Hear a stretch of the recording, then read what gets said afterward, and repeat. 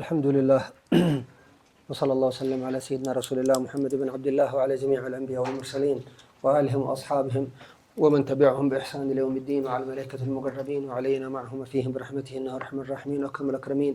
ونحمده سبحانه وتعالى ونشكره الذي هيأنا لنا ولكم الجلوس في هذه الليلة المباركة على تلقي هذه الرحمات الإلهية والبركات الربانية وأخذ العلوم النافعة والتقرب بها إلى الله سبحانه وتعالى. Alhamdulillah, Habib memulakan kata-katanya dengan bersyukur kepada Allah Subhanahu Wa Taala dan juga pujian kepada baginda Nabi Muhammad sallallahu alaihi wasallam atas nikmat yang diberikan secara umum dan juga atas berkumpulnya kita pada malam ini dalam majlis yang sangat diberkati dalam pembacaan ilmu yang dirahmati Allah Subhanahu Wa Taala. ونهنيكم بتوفيق الله سبحانه وتعالى لكم على قراءتكم في هذا الكتاب العظيم الصغير الحجم العظيم الفوائد. Maka kami mengucapkan tahniah kepada anda semua kerana dapat berkumpul pada hari ini untuk membacakan sebuah kitab yang walaupun pada fizikalnya agak kecil, tipis, namun mempunyai ruang fadilat, kelebihan pengajaran yang begitu besar sekali. وذكر العلماء الضوابط للشيء عندما نقول عظيما، عندما نقول كتاب عظيم، وعندما نقول مجلس عظيم، وعندما نقول شخص عظيم، ما معنى يعني هذه العظمة وما هي ضوابطها؟ فالعلماء ذكروا ثلاثة ضوابط إذا تحققت في شخص أو تحققت في مجلس أو تحققت في كتاب فيطلق على أنه عظيم. Maka apabila kita mengatakan pembacaan kitab yang agung ini, yang hebat ini, maka para ulama memberi sedikit sebanyak definisi ataupun kriteria, ciri-ciri apa yang boleh kita katakan sesuatu perkara itu adalah perkara yang agung, yang hebat, yang Masya Allah. Sama ada daripada tempatnya, daripada alim dia, daripada kitabnya, daripada ilmunya. Ada kriteria yang mesti dicapai untuk meletakkan makna azamah ini. فأولها نفاسة الصفات التي يحملها ذلك الشخص أو نفاسة الصفات التي تكون في ذلك الكتاب، تكون فيه صفات خاصة وصفات نفيسة. ثانيها عظم الأثر، إذا كان الأثر ممتدا وإذا كان الأثر طويلا يقال هذا مجلس عظيم، أو إذا قال هذا كتاب عظيم. والخصلة الثالثة سأذكرها إن شاء الله. Nabi mengatakan ciri yang pertama adalah apabila satu ilmu ataupun kitab itu mempunyai satu specialty ataupun satu perkara yang unik yang tidak ada pada perkara yang lain. Itu dia punya rarity. Maka itu adalah ciri-ciri yang pertama, satu perkara itu hebat. Perkara yang kedua adalah apabila perkara itu ataupun ilmu tersebut ataupun buku tersebut mempunyai kesan yang berpanjangan, yang banyak, yang terus berkembang dalam pada pemahaman sesuatu ilmu tu. Dia tidak statik namun dia memberi kesan yang panjang. Yang ketiga, Habib kata, Habib akan sampaikan bila tiba masanya nanti insyaAllah. ولذلك يعني تختلف عظمة المجالس على حسب عظمة تأثيرها في المجالس. فإذا كان يعني مجلس أثر فيك أنت، مثل تذكر مجلس منذ 10 سنوات، فهذا مجلس عظيم جدا. إذا كان أثر المجلس في الإنسان لمدة أيام أو مدة أسبوع، بعض الناس يكون يعني تأثره بالمجلس وامتداد المجلس 2 أو 3 ساعات ثم ينسى بعد ذلك. فكل مجلس عظمته تمتد من حيث عمق تأثيره وطول بقائه في نفع الأمة. Maka kriteria yang dikongsikan tadi adalah kesan ataupun menunjukkan bahawa sesuatu perkara itu adalah hebat dan agung. Maka dia mempunyai kesan ke atas orang yang hadir dalam majlis tersebut. Kalau dalam pembacaan kita ni, kita kata dari ilmunya, daripada kitabnya, daripada perkongsiannya. Mungkin kita juga pernah melalui satu pengalaman. Mungkin kita pernah duduk dalam satu majlis 10 tahun yang lalu. Kita masih ingat lagi apa yang bincangkan dan sebagainya dan dapat memberi kesan dalam diri kita lagi. Itu bermaksud itu adalah sebuah majlis yang sangat agung. Begitu juga ada orang yang dia daripada 10 tahun lagi diingat. Ada yang lepas habis majlis, dia dapat merasakan kesan ilmu rohani tersebut untuk beberapa hari, ada yang untuk beberapa minggu, ada yang panjang. Namun kalau ada pula yang merasakan kesannya hanya berpanjangan untuk beberapa jam sahaja ataupun tempoh masa yang dekat dan sempit, maka tidak masuk kriteria yang azamah tadi. فلذلك أنتم وفقكم الله سبحانه وتعالى لن تقرؤون كتابا عظيما. لماذا؟ لنفاسة ما فيه من العلوم. وأيضا لعمق تأثيره. فتأثير هذا الكتاب منذ 300 عام لم يستفد منه مثل أهل سنغافورة فقط، استفاد منه كثيرون في مشارق الأرض ومغاربها، علماء أعلام وطلاب ونساء ورجال استفادوا من هذا الكتاب الصغير الحجم العظيم الفائدة. كذلك نفاسة ما فيه، انظروا إلى نفاسة ما فيه من الحكم، نفاسة ما فيه من العلوم، نافعة خارقة للقلوب وللأرواح، يتأثر بها الإنسان وينتفع بها. Maka Habib sekali lagi mengucapkan tahniah, kita dijemput oleh Allah SWT untuk berkumpul dalam majlis ini membacakan kitab hikam ini yang walaupun tadi kita kata kecil dari segi fizikal dia, namun ilmunya, kandungannya dapat masuk dalam kriteria azim tadi yang luar biasa.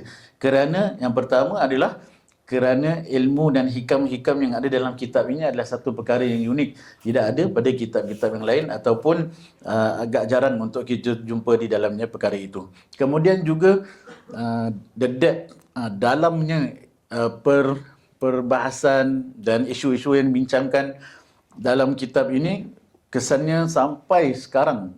Kitab hikam ini dah 300 tahun.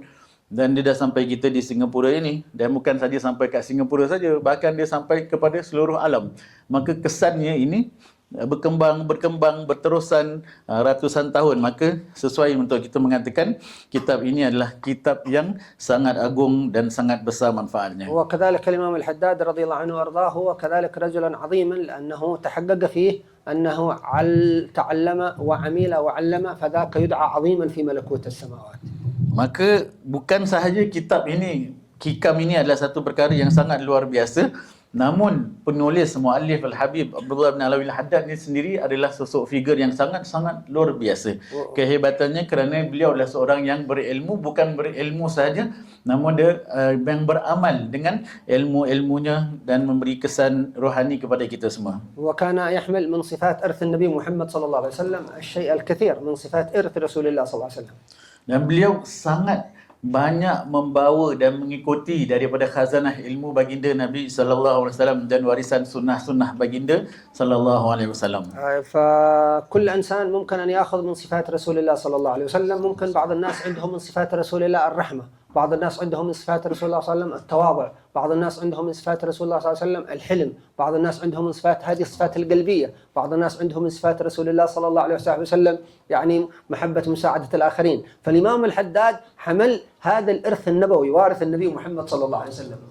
Maka setiap manusia itu kadang-kadang dapat menyukuti sebahagian daripada sifat baginda Nabi sallallahu alaihi wasallam. Ada orang dalam hatinya mempunyai sifat rahmah kerana mengikut contoh daripada sifat Nabi sallallahu alaihi wasallam. Ada sifat Nabi yang dikatakan, yang dinamakan sebagai sifat tawadhu. Ada orang dapat memiliki sifat tersebut. Ada daripada sifat Nabi sallallahu alaihi wasallam hilm, lemah lembut dan juga bijaksana. Ada orang dapat melakukan perkara tersebut secara satu-satu sahaja. Maka ini di antara sifat-sifat warisan baginda Nabi sallallahu alaihi wasallam yang bersikap di dalam hati.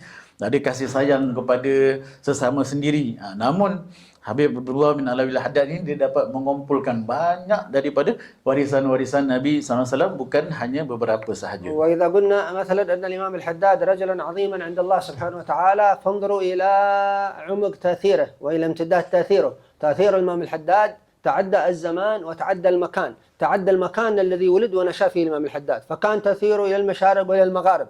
يقرؤون كتب الإمام الحداد الآن في أستراليا، في بريطانيا تجدد كتبه، في إندونيسيا، عندكم هنا في البلاد المباركة هذه سنغافورة المنورة. فتعدى انتشار الإمام الحداد حدود المكان الذي ولد ونشأ فيه، وتعدى تأثير سيدنا الإمام الحداد الزمان الذي عاش فيه. فأثر الإمام الحداد ما بعد زمنه. الآن لنا 300 سنة نستضيء بأنوار الإمام الحداد التي هي من أنوار رسول الله صلى الله عليه وسلم. Dan ketahuilah Imam Abdullah Al-Alawi Al-Haddad ni juga dikatakan sebagai orang yang azim kerana kesan daripada kitab beliau ini mempunyai kesan yang berpanjangan yang meluas. Dan apakah yang dikatakan kesan yang berpanjangan yang meluas?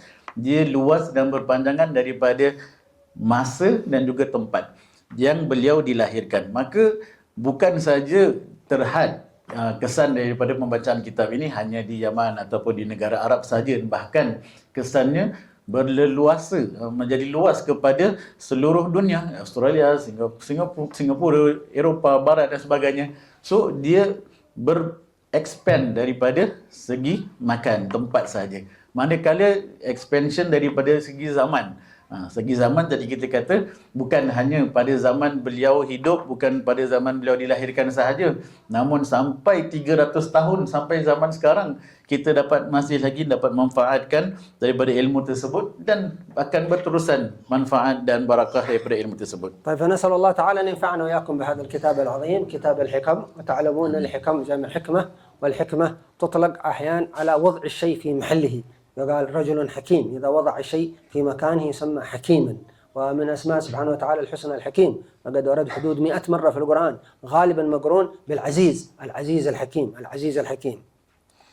Maka kita mohon pada Allah Subhanahu Wa Taala agar memberikan kita peluang untuk mendapatkan rahmat dan juga barakah daripada kitab ini pada malam ini, insya-Allah, amin.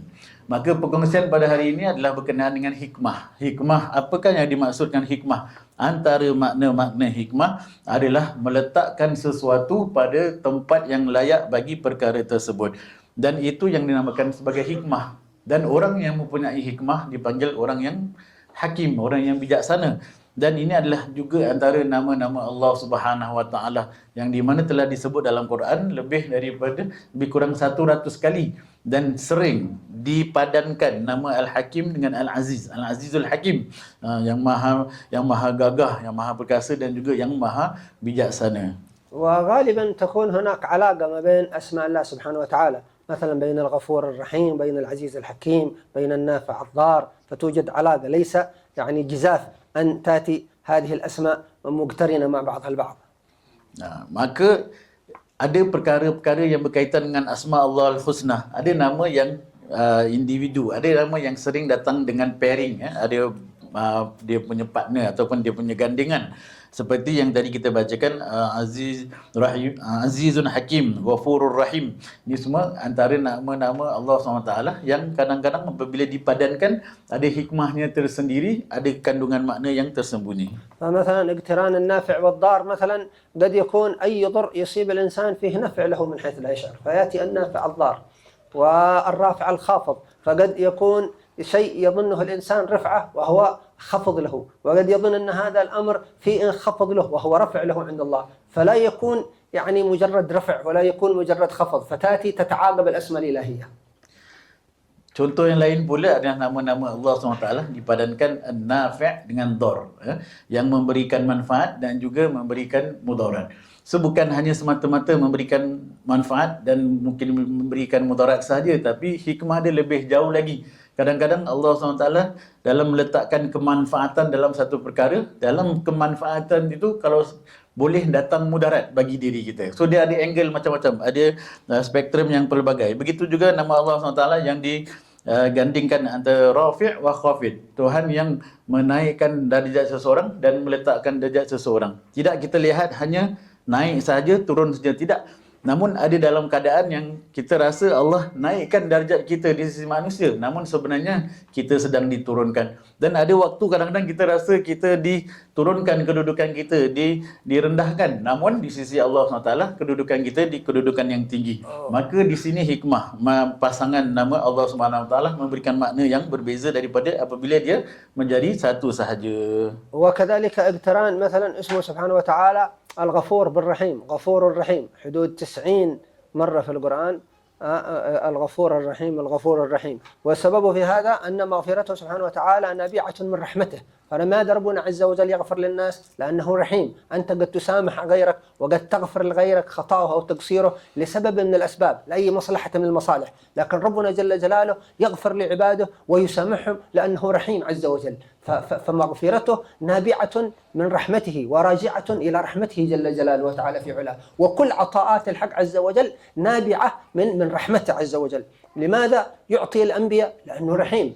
لماذا ينجي الناس من الشدائد والكوارث والآفات؟ لأنه رحيم. فيقول سبحانه وتعالى مثلا فانجيناه والذين آمنوا معه برحمة منا، ويقول في بعض الأنبياء وأدخلناه برحمتنا في عبادنا الصالحين. فنحن لابد لنا أيضا أن نكرر هذه الأسماء الحسنى حتى نحصل على بركتها. Maka contoh yang seterusnya adalah berkenaan gandengan nama Allah Ghafurur Rahim. Ghafurur Rahim yang maha memaafkan dan juga yang maha merahmati. apa hikmah di sebalik nama tersebut, dan nama ini diulang dalam Al-Quran sebanyak 90 kali. Maka di sini diterangkan, Nabi mengatakan bahawa Allah Subhanahu Wa Taala itu Maha memaafkan dan Maha mengampunkan hamba-hambanya. Kerana apa? Kerana rahmatnya itu sangat luas dan luar biasa bagi hamba-hambanya. Maka pengampunan yang didatangkan oleh Allah Subhanahu Wa Taala itu datang daripada kasih sayangnya kepada manusia. Kita manusia kadang-kadang kita memaafkan manusia bukan hanya sekadar rahmah. Kadang-kadang kita ada personal interest, kadang-kadang kita ada keinginan yang lain. So kita ampunkanlah kerana kita ada keinginan. Namun Allah Subhanahu Wa Taala dalam pengampunannya kepada hamba-hambanya tak ada interest dan tak ada apa-apa perkara yang diinginkan, hanyalah semata-mata rahmat dan kasih sayangnya kepada hamba Allah Subhanahu Wa Taala. Maka semua perkara banyak yang berlaku dalam dunia ini balik kepada rahmat dan kasih sayangnya Allah Subhanahu Wa Taala. Kesusahan-kesusahan yang datang dalam diri kita pun yang kita nampak macam susah, namun dia datang daripada kasih sayang dan rahmat Allah Subhanahu Wa Taala. Ini datangkan dalam Quran, ada beberapa ayat yang beritahu bahawa Allah Subhanahu Wa Taala menyelamatkan orang-orang yang di dalam kesusahan dengan rahmatnya.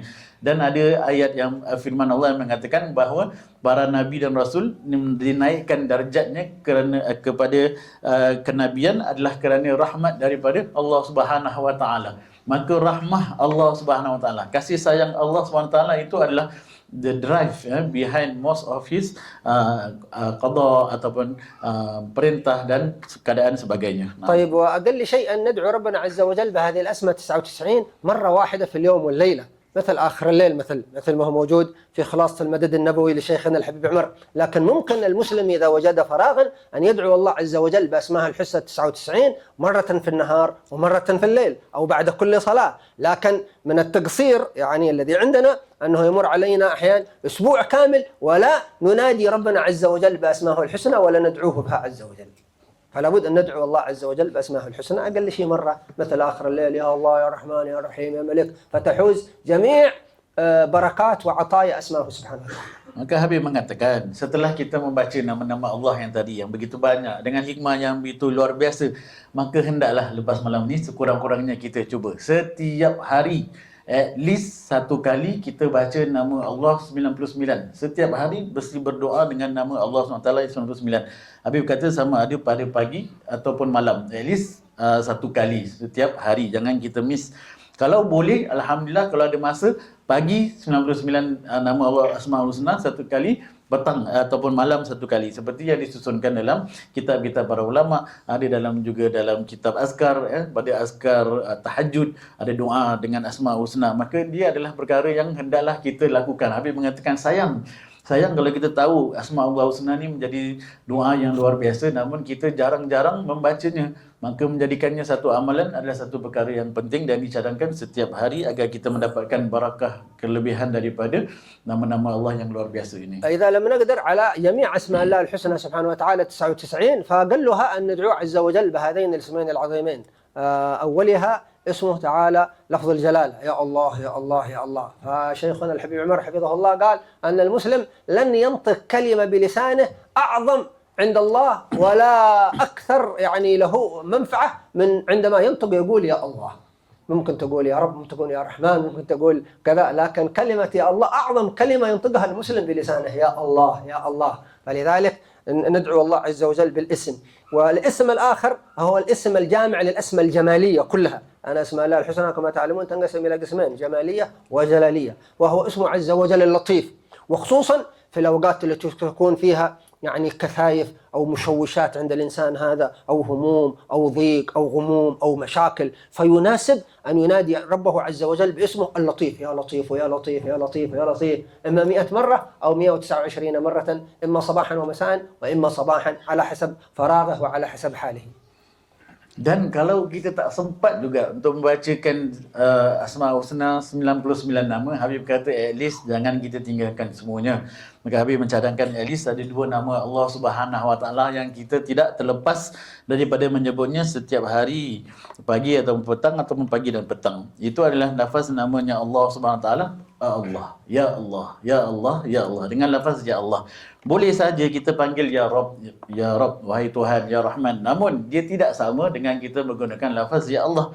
Seperti yang dikatakan oleh Habib Umar, tidak ada kalimah yang lebih mulia yang disebut oleh seorang manusia itu dan lebih banyak manfaat dia daripada seorang hamba itu mengucapkan kalimah ya Allah dengan menyebutkan nama lafaz ya Allah. Yang kedua pula yang dicadangkan adalah daripada nama-nama Allah SWT yang berupa keindahan. Nama-nama Allah SWT ada dibagikan kepada jamaliyah, keindahan, jalaliyah, kekuatan dan juga kehebatan Allah Subhanahu Wa Taala.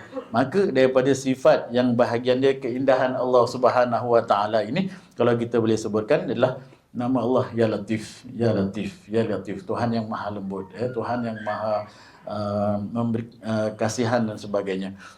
Ya Latif pada apa saja ketika. Lebih-lebih lagi bila kita berada dalam keadaan yang susah, dalam keadaan kesempitan, dalam keadaan dilanda masalah, dilanda cubaan dan sebagainya, maka perbanyakkanlah membaca lafaz kalimah Ya Latif, Ya Latif, Ya Latif. Habis kata sama ada kita baca sampai 100 kali ataupun 129 kali pada waktu pagi dan petang, ataupun pada waktu pagi, ataupun pada waktu petang, ataupun bila yang kita mampu. Maksudnya jangan tinggalkan, ada banyak option ni tuan-tuan dan puan.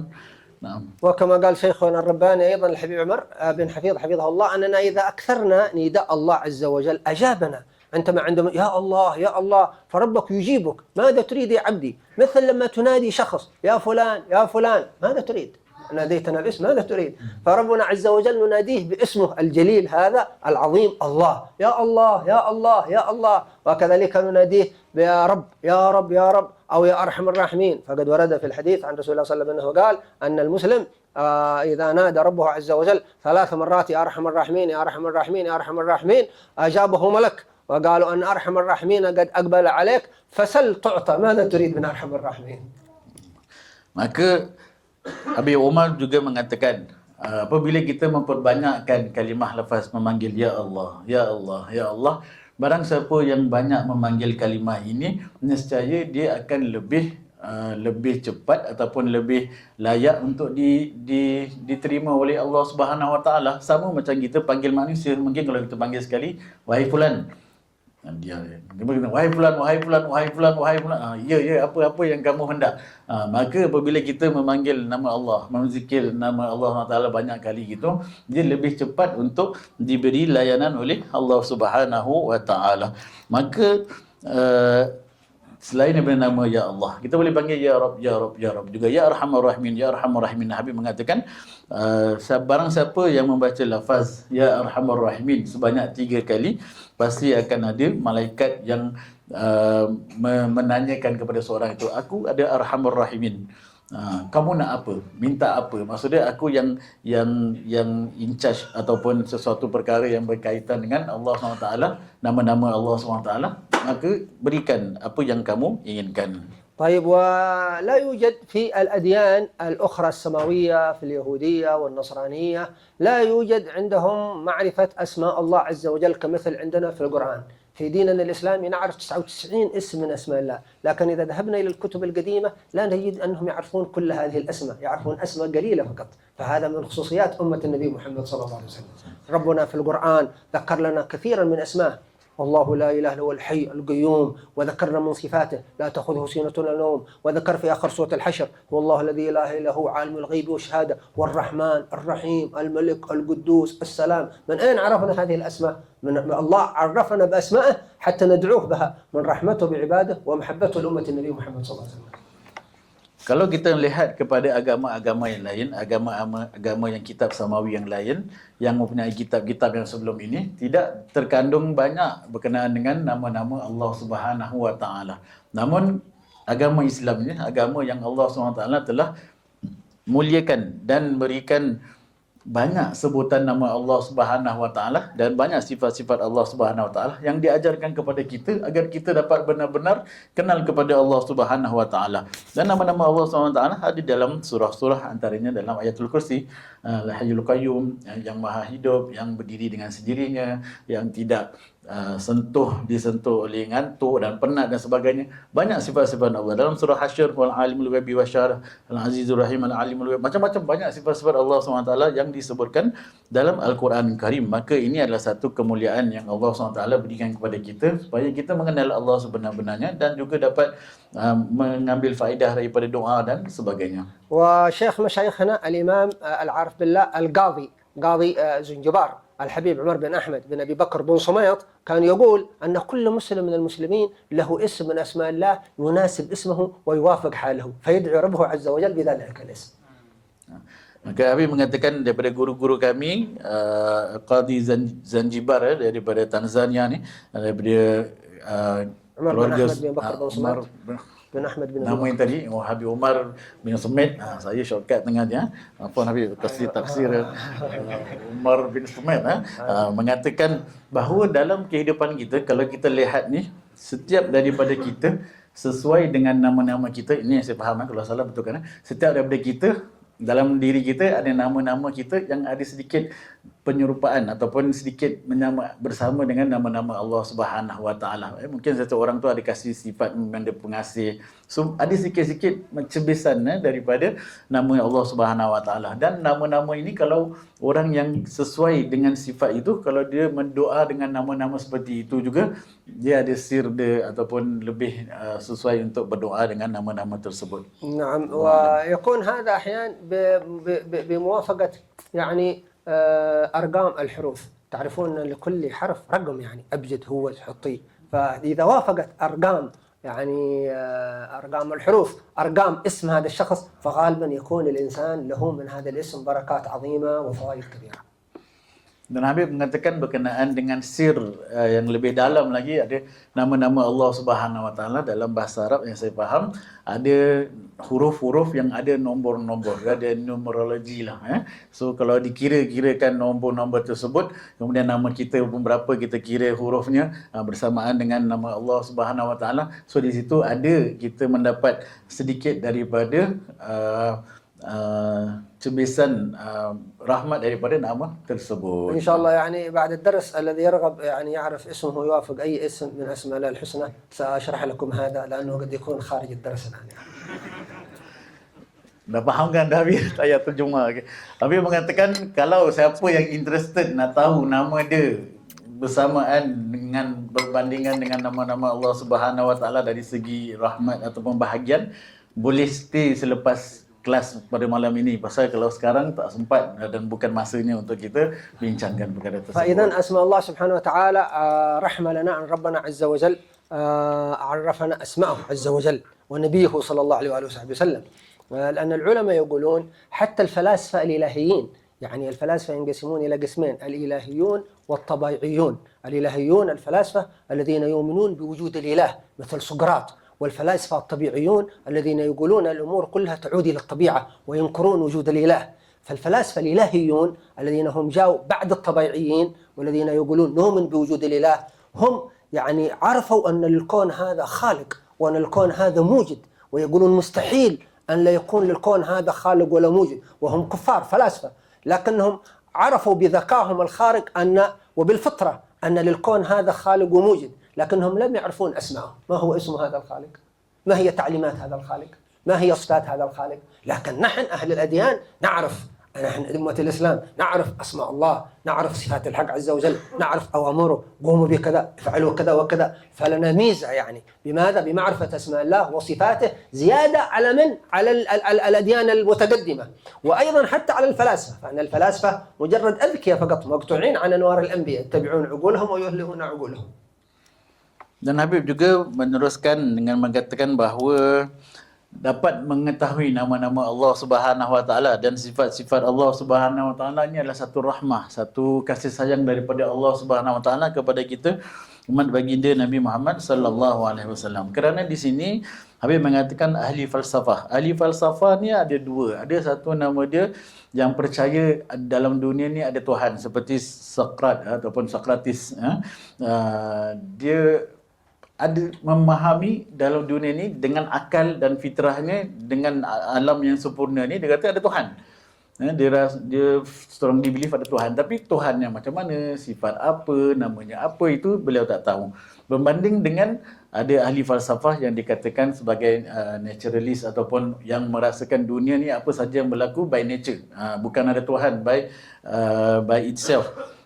So Habib mengatakan di sini, walaupun antara ahli falsafah ni yang percayakan kepada Tuhan, ada kelebihan kepada ahli falsafah yang tak percaya adanya Tuhan. Namun kita sebagai umat Islam lebih lagi mempunyai kelebihan atas agama-agama yang sebelum ini yang tidak disebutkan secara terperinci. Kita juga mengatasi kelebihan ahli falsafah moden ataupun klasik, di mana kita dapat mengenal Allah Subhanahu Wa Taala dengan secara terperinci, daripada namanya, daripada sifatnya, daripada perintah-perintah dan larangan Allah Subhanahu Wa Taala. Maka ini adalah satu kemuliaan dengan rahmat Allah berikan kepada kita. من أراد منكم أن يستزيد في هذا الموضوع مثلا ويعرف أخطاء الفلاسفة ونظرياتهم الخاطئة في الإيمان وغير ذلك، فيقرأ كتابين: كتاب قديم للإمام الغزالي اسمه تهافت الفلاسفة، وكتاب قريب يعني لواحد من العلماء اسمه قصة الإيمان للشيخ عبد الله الجسر قصة الإيمان. فتقرأ الكتب هذه يعرف كيف أن الفلاسفة يعني مجرد أفكار خاطئة لا تستضيء بالأديان، وعقول يعني ذكية جبارة لكنها مقطوعة عن نور النبي محمد صلى الله عليه وسلم. ما فائدة هذا الذكاء المقطوع عن نور الرسول صلى الله عليه وسلم وعن أنوار الأنبياء؟ فيبكون أصحابها يوم القيامة لأن عقولهم هذه لم تدلهم على الإيمان بالله وعلى الرسل وعلى الأنبياء، كما قال الله عز وجل في سورة الملك: وقالوا لو كنا نسمع ونعقل ما كنا في أصحاب السعير. نسأل الله الحفظ والسلام. Dan Habib mengatakan, kalau kita nak baca lebih lanjut lagi berkenaan dengan ahli-ahli falsafah dan pemikiran mereka yang hebat, dan ada kesilapan mereka yang fatal, yang bermasalah, Habib mengatakan walaupun mereka ni adalah akal-akal intelektual yang luar biasa, yang bijaksana, namun dia terputus daripada hidayah daripada Allah Subhanahu Wa Taala, terputus daripada cahaya baginda Nabi sallallahu alaihi wasallam. Maka Habib rekomenkan 2 kitab untuk dibacakan berkenaan, kalau kita nak tahu lebih lagi berkenaan dengan kesilapan ahli falsafah ni. Ada 2 kitab, satu kitab yang klasik, satu kitab yang moden. Kitab klasik adalah kitab Imam Ghazali yang dinamakan Tahafut Al-Falasifah, bagaimana beliau menjawab kekeliruan ahli falsafah. Dan kitab moden nama dia Qisatul Iman yang dikarang oleh Abdullah Al-Jisr. Penulis ni, dan Habib mengatakan di sini diterangkan banyak kekeliruan yang Habib mengatakan walaupun mereka ni adalah orang-orang yang bijaksana, pemikiran dia orang very complicated, tapi terputus daripada rahmat Allah SWT dan tidak ada iman dan tidak ada keselamatan di dunia dan akhirat, seperti yang disebutkan di dalam surah Al-Mulk, kalaulah laukunna nasma'u naqil, kalaulah kami ni mendengar dengan betul dan kalaulah kita ni berfikir dengan betul, makunna min ashabis sa'ir, kita tidaklah menjadi daripada golongan penduduk ahli neraka. Dan kita mohon pada Allah SWT keselamatan daripada. ولكن الأفضل يعني أن الإنسان والمسلم لا يشغل نفسه بكلام الفلاسفة هؤلاء، لأنه الإمام الغزالي قال أن الفلسفة هذه حتى هي ليست مجرد علم، لا تعتبر علم كالمنطق مثلا أو كالنحو أو الطب أو كالفقه. هذه يعني كلام الفلاسفة أقوال غامضة ومعقدة وصعبة الفهم، يعني قال أشبه بكلام المجانين، يعني كأنهم مجانين يتكلمون، لا تقدر تقرأ تريد تفهم شيء، تريد تقرأ شيء، كله كلام معقد غامض مثل المجانين، فلا يشغل وقته إلا بالعلم النافع والذكر لله والأخلاق الحسنة. Maka Habib mengatakan, dan lebih baik lagi tak baca kitab falsafah pun tak apa. Habib mengatakan Imam Ghazali mengatakan perbahasan ahli falsafah ini pada hakikatnya adalah tidak sama untuk dikategorikan sebagai satu ilmu seperti ilmu-ilmu lain, ilmu fikih, ilmu kedokteran, ilmu medicine dan sebagainya. Ilmu falsafah ni pada pandangan Imam Ghazali tak sesuai untuk dipanggilkan sebagai satu ilmu tersendiri. Kalau kita lihat sendiri apa yang dibincangkan dalam falsafah ini, Habib mengatakan dia adalah statement-statement, perbincangan-perbincangan yang sangat mendalam dan sangat rumit dan sangat complicated, yang Habib kata macam macam orang ni macam tak betul pula dia punya kata-kata statement ni, macam confused ni betul ke tak betul ni kan. Maka Habib berkatakan daripada kita pun makin confused juga lagi, baik kita ikut ilmu-ilmu yang bermanfaat, zikir-zikir yang bermanfaat, yang kita tahu makna dan sebenarnya dan datang daripada kitab-kitab dan ulama kita. لأنه يعني في مذهب الفلاسفة يسمونهم السفسطائيين، أقرب إلى السفسطائية، اللعب يعني التشكيك في كل شيء. مثل هذا الفيلسوف يقول هل أنا موجود؟ وما هو الدليل أن أنا موجود الآن؟ يعني كلام هكذا كله. Dan Habib teruskan lagi contoh ahli falsafah. Ahli falsafah ni ada macam-macam hal, ada macam-macam kumpulan. Antaranya the sophist lah. Sophist ni dia ada nama dia macam relativism ataupun dia confused, dia dia tanya soalan-soalan yang macam contoh do I exist? What is the dalil that I exist? Macam-macam fikir benda yang macam dah mudah sebenarnya Habib mengatakan, tapi dia menyusahkan dan mengkomplikatedkan dan macam bermain-main dalam perkara dan buang masa lah dengan waktu yang bermanfaat. فبعض مثل هذه الأمور لأن يقول الإنسان سبحان الله والحمد لله ولا إله إلا الله والله أكبر أفضل من ضياع الوقت فيها، لأنك تحصل لك نخلة في الجنة أبد الآبدين، أو أن تقول يعني لا حول ولا قوة إلا بالله تحصل لك كنز في الجنة أبد الآبدين، أفضل من يشغل وقته في هذا الكلام الذي هو كما قال الإمام الغزالي رحمه الله أشبه بكلام المجانين. يعني أنا موجود ربما لا أكون موجودا وكذا من مثل هذه التشكيكات. Dan Habib mengatakan daripada kita membaca soalan macam tadi, adakah saya hidup, adakah apa bukti saya hidup, apakah apa macam-macam ni, kita baik kita baca subhanallah alhamdulillah wala ilaha illallah wallahu akbar. Di sini ada warid daripada hadis Nabi, ini adalah khazanah harta yang Allah simpankan di dalam syurga.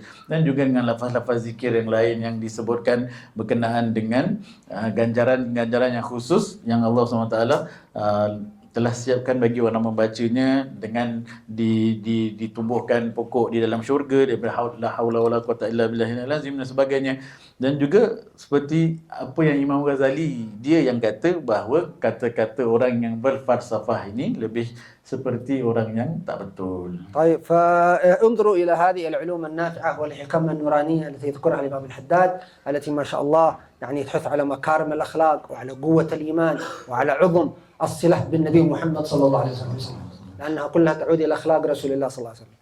Maka sekarang kita lihat kepada hikmah-hikmah yang luar biasa yang diungkapkan oleh Imam Abdullah bin Alwi Al-Haddad, di mana mempunyai ilmu-ilmu yang memberikan cahaya dalam kehidupan kita, ilmu-ilmu yang membentuk akhlak kita agar dapat menyerupai dengan akhlak baginda Nabi sallallahu alaihi wasallam yang agung. فيقول سيدنا الحداد من مكارم الأخلاق، يعني من كرايم من الأخلاق الكريمة، ثلاث هذه من كرايم الأخلاق ومن نفائس الأخلاق التي لا يتخلق بها إلا الموفق من الله سبحانه وتعالى. أولها التواضع في الرفعة، فالإنسان كلما رفعه الله عز وجل يتواضع، كلما زاده الله سبحانه وتعالى يتواضع، يحبه الله. وبمن نقتدي بهذا؟ بسيد الوجود محمد صلى الله عليه وسلم. انظروا النبي صلى الله عليه وسلم الكامل في كل شيء، أعظم الناس تواضعا صلى الله عليه وآله وسلم، لا يوجد أحد متواضع مثل النبي محمد صلى الله عليه وسلم. فهذا الدرس لنا، يعني أن نحن كلما أعطاك الله مواهب تتواضع يزيدك الله.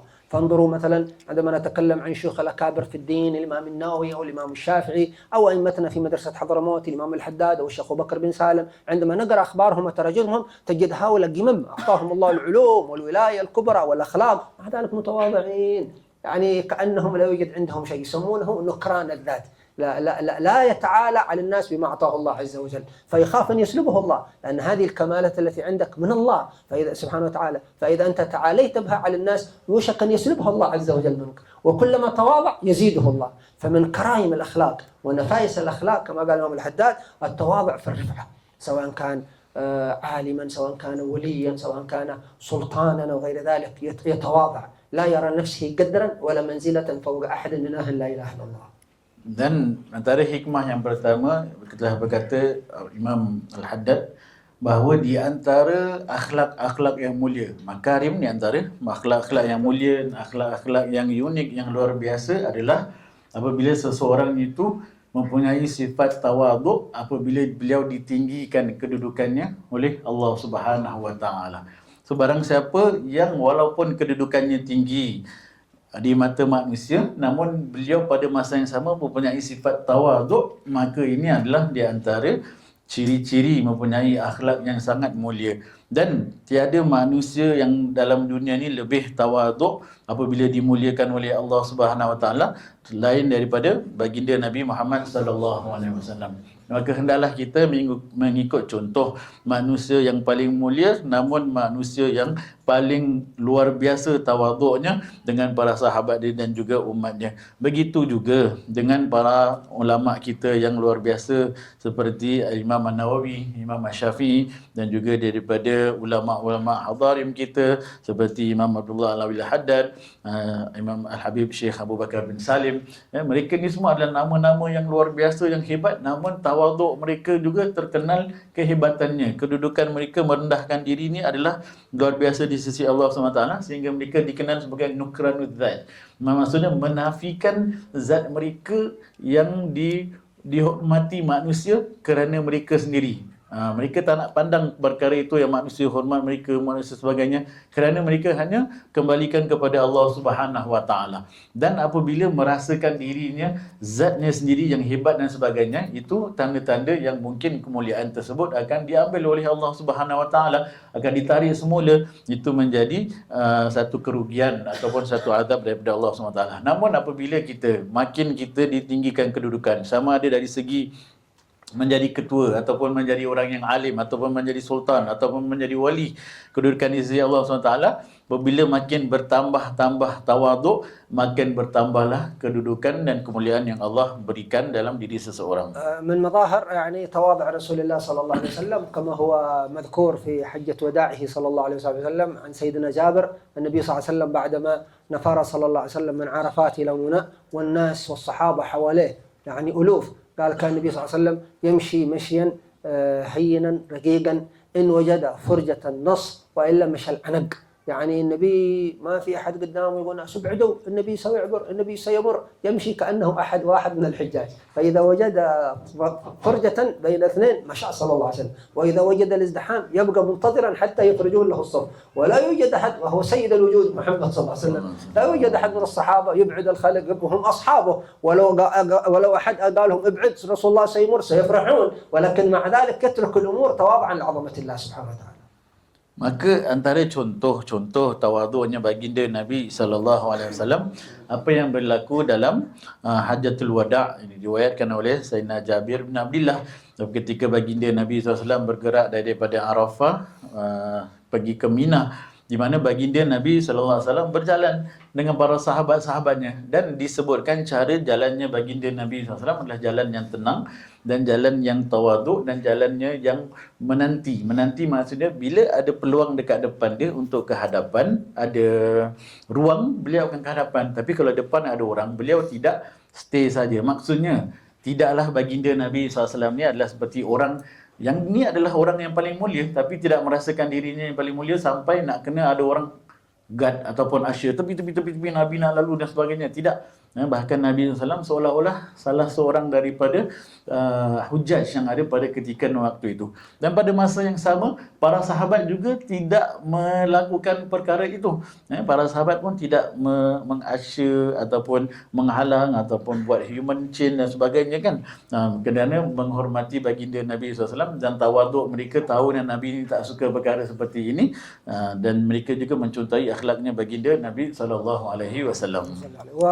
وبمناسبة يعني ذكر الحج ونحن في شهر ذي القعدة وهو ثاني أشهر من أشهر الحج، نذكركم بماذا؟ بنية الحج.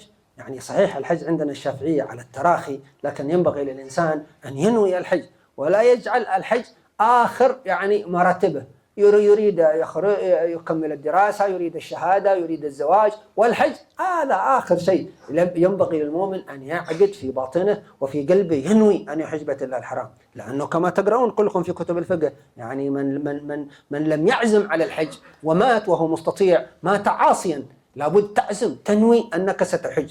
فإذا نوى المؤمن ربنا ييسر له الحج، لأن الحج ليس بالمال، بالتوفيق. كم من إنسان عنده مال لا يحج، وكم من إنسان ما شاء الله يهيئ الله الحج، فنسأل الله أن يهيئ لكم حج بيت الله الحرام إن شاء الله. Amin ya Rabb. Maka Habib mengatakan, dan bersesuaian bila dah kasih contoh berkenaan dengan Hajjatul Wada' tadi, sekarang kita dah mula pada bulan Zulkaidah, dan tak lama lagi kita akan masuk dalam bulan haji ataupun dah masuk dalam bulan haji sebenarnya. Maka Habib mengatakan hendaklah kita semua meletakkan azam dalam hati untuk menunaikan haji. Maksudnya walaupun dalam kitab Imam Syafi'i mengatakan haji ni dia wajib dalam kehidupan, namun tak semestinya kena cepat-cepat.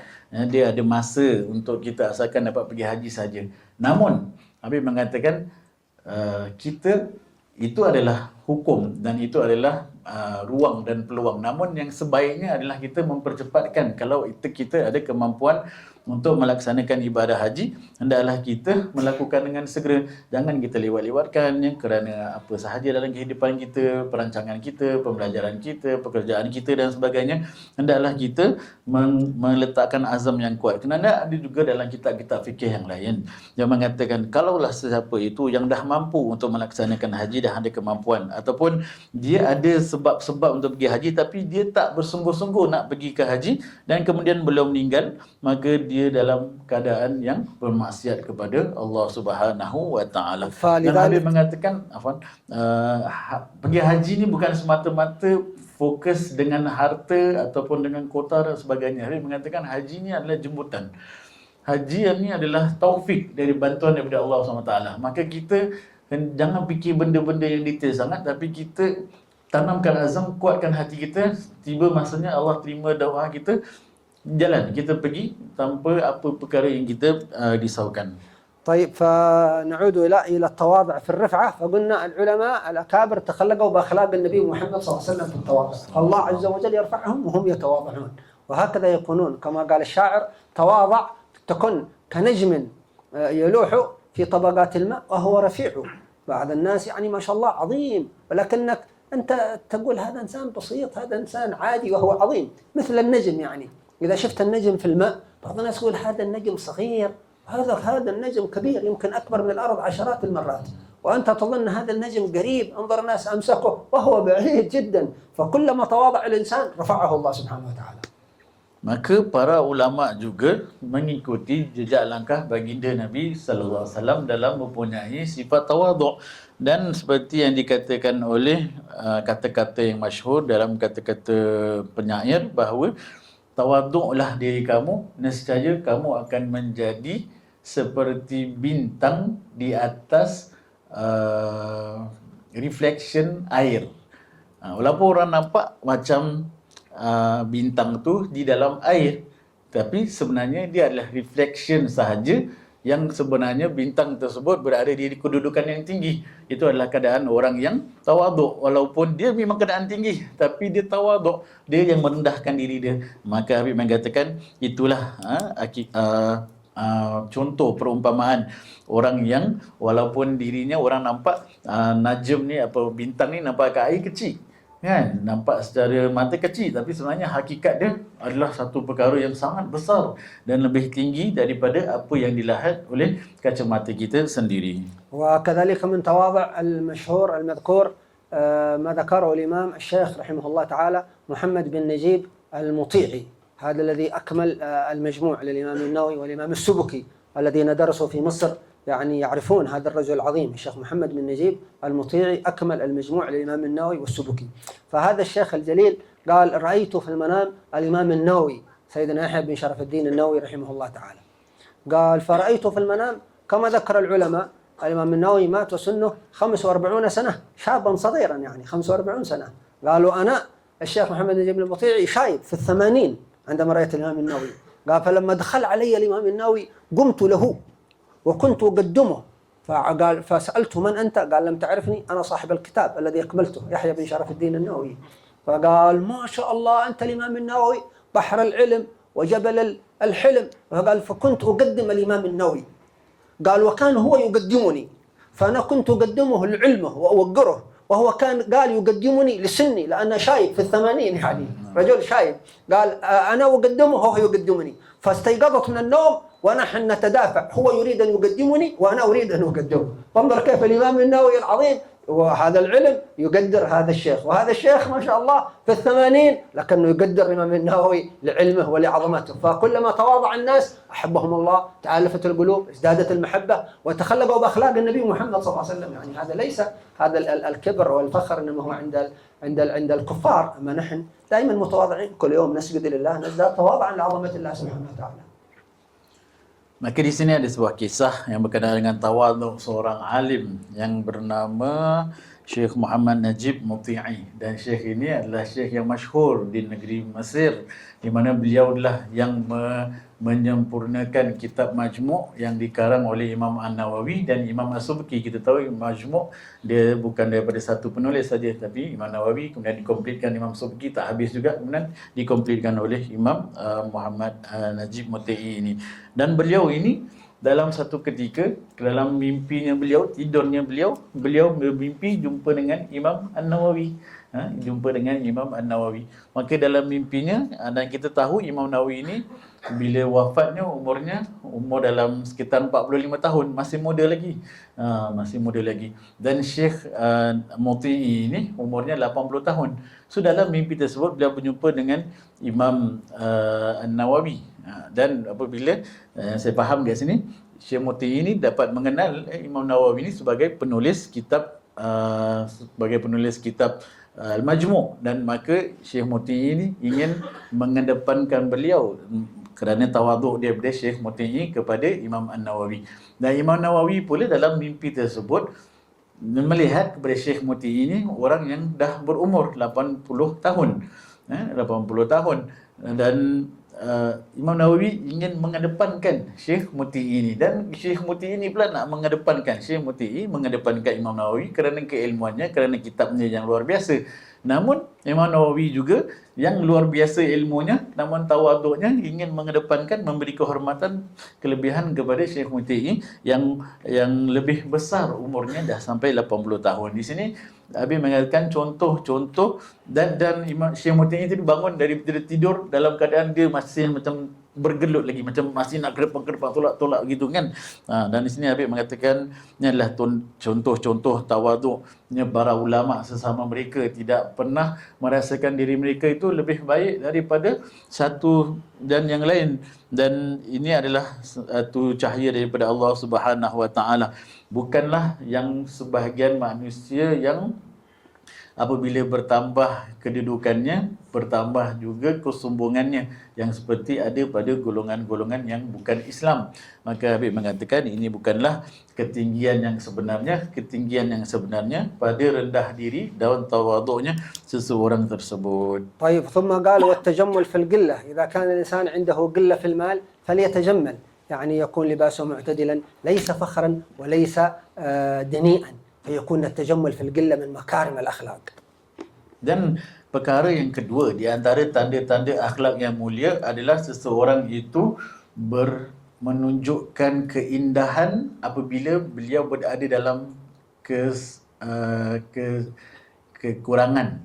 Bila dia rasa kekurangan dalam kehidupan dia, at least dia cuba untuk bersederhana. Taklah dia terlalu pakai pakaian yang extravagant ataupun luar biasa, taklah pakai pakaian yang teruk sangat, tapi dia bersederhana, mu'tadil dalam keadaan beliau ini penuh dengan kekurangan ataupun tidak cukup dalam kemampuan beliau. نعم، وكذلك من مكارم الأخلاق الاقتصاد في الثروة. إذا ربنا سبحانه وتعالى أنعم على إنسان بالمال وأنعم عليه بالثروة فلا تستخفه نفسه ولا ماذا تثور نفسه إلى البذخ وإلى السرف وإلى المظاهر. هذا من خفة العقل يقولون، ومن عدم تزكية الباطن، ولكن يكون مقتصدا في طعامه، في لباسه، فيما يتعاطاه. هذا من مكارم الأخلاق. أما الإنسان الذي ليس عنده أنوار القرآن وأنوار النبي صلى الله عليه وسلم، إذا أعطي الثروة مثل فيصيبه البذخ والإسراف والتبذير، والمبذرين من إخوان الشياطين.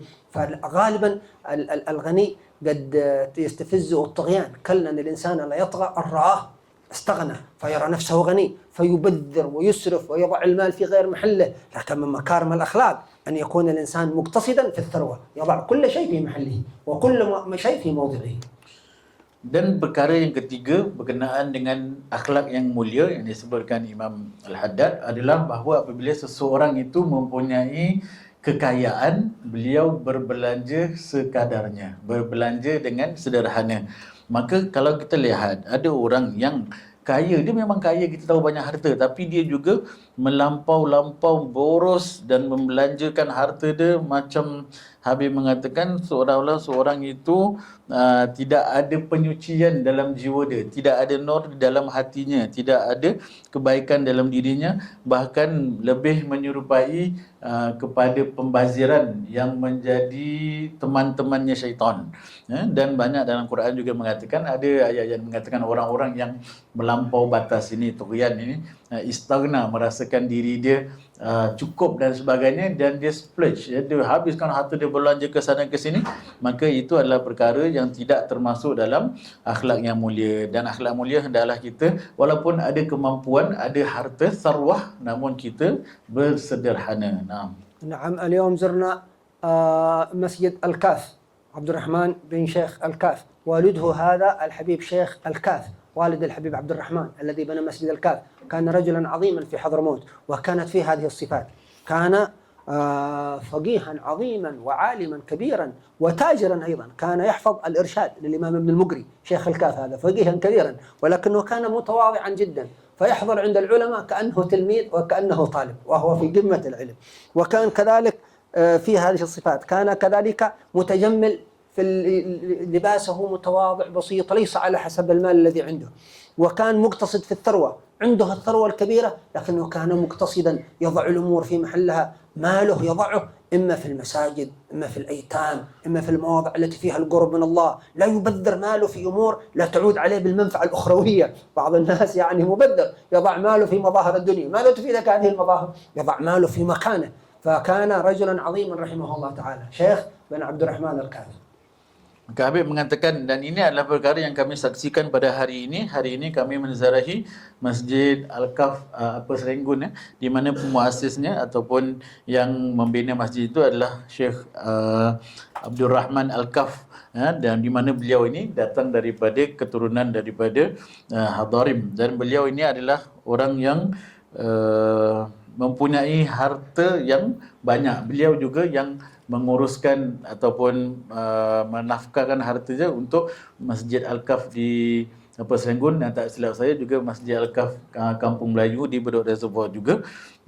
Beliau adalah seorang yang luar biasa. Beliau ni adalah seorang yang mempunyai ilmu juga. Habib mengatakan beliau juga membaca kitab daripada para ulama. So ada kedudukan yang tinggi. Pada masa yang sama beliau adalah seorang peniaga, businessman yang mempunyai hartanya yang luar biasa. Dan beliau duduk dalam majlis para ulama dalam kedudukannya yang itu, mempunyai ilmu dan sebagainya. Beliau hadir dalam majlis para ulama seolah-olah beliau ni murid-murid biasa sahaja, namun beliau dikatakan mempunyai ilmu dan tak silap ada karangan kitab ataupun menghafal kitab dan sebagainya. Kemudian beliau juga adalah pakaian beliau walaupun kita kata dia adalah seorang yang kaya raya, businessman, dan namun pakaiannya adalah pakaian mutawadhi, pakaian yang biasa-biasa, tak adalah yang flashy-flashy dan sebagainya. Kemudian beliau juga antara orang yang mempunyai harta yang luar biasa seperti yang kita katakan tadi, dan diletakkan hartanya dalam perbelanjaan perkara-perkara yang berkaitan dengan urusan akhirat, seperti dalam masjid, rumah-rumah anak yatim. Tidaklah dihabiskan hartanya, dibelanjakan kepada perkara-perkara yang duniawi yang tidak ada kembalinya manfaat dalam urusan kehidupan akhirat kita. Maka Habib mengatakan ini adalah contoh hidup yang current, contemporary, hidup maksudnya yang ada dalam pemahaman kita, dan juga mengambil daripada sifat-sifat yang ada di sini. Ada 2 ataupun 3 sifat tadi pada satu individu. نعم. فكذلك من الأخطاء الذي يقع فيها بعض المسلمين الإسراف أحيانا في المناسبات. أحيانا تكون مناسبات زواج أو مناسبات دينية أو مناسبات شرعية، فتجدهم يعملون يعني طعام كثير ليس من الإكرام. المسلم لابد إكرام المسلم، أن تكرم أخاك المسلم. لكن أحيانا يدعون طعام كثير، فإذا انتهت المناسبة يا ليت هذا الطعام يوزعونه على الفقراء، على الجمعيات، على المحتاجين. أحيانا في بعض البلاد العربية والإسلامية فائض الطعام هذا يرمونه والعياذ بالله. فهذا لا يعني ينافي الاقتصاد في الثروة. مهما أعطاك الله تكون مقتصدا، يضع المال في موضعه الذي يكون فيه رضا الله، ولا يكون مسرفا ولا مبذرا. وأن الحق عز وجل قال إن المبذرين كانوا إخوان الشياطين. هذا من ماذا؟ من خديعة الشيطان للإنسان عندما يبذر، وكذلك عندما يسرف. فيكون المؤمن مقتصدا حكيما، يضع الأمور في مواضعها، لا يكون مثل الكفار بخيلا مقترا، ولا يكون كذلك مبذرا كالشياطين. نحن المؤمنون وسط في كل أمورنا، كل أمورنا على الوسط الحسن، الوسط الكامل، الوسطية الكاملة في كل شيء. Dan antara Habib menerangkan antara kesilapan manusia ataupun orang Islam adalah apabila mereka ini dalam occasion tertentu, event tertentu, mereka sangat boros dan sangat melampau sampai hingga kepada pembaziran. Contoh majlis-majlis atau event-event seperti perkahwinan, dan juga kadang-kadang dalam munasabat agama juga makanannya terlampau banyak.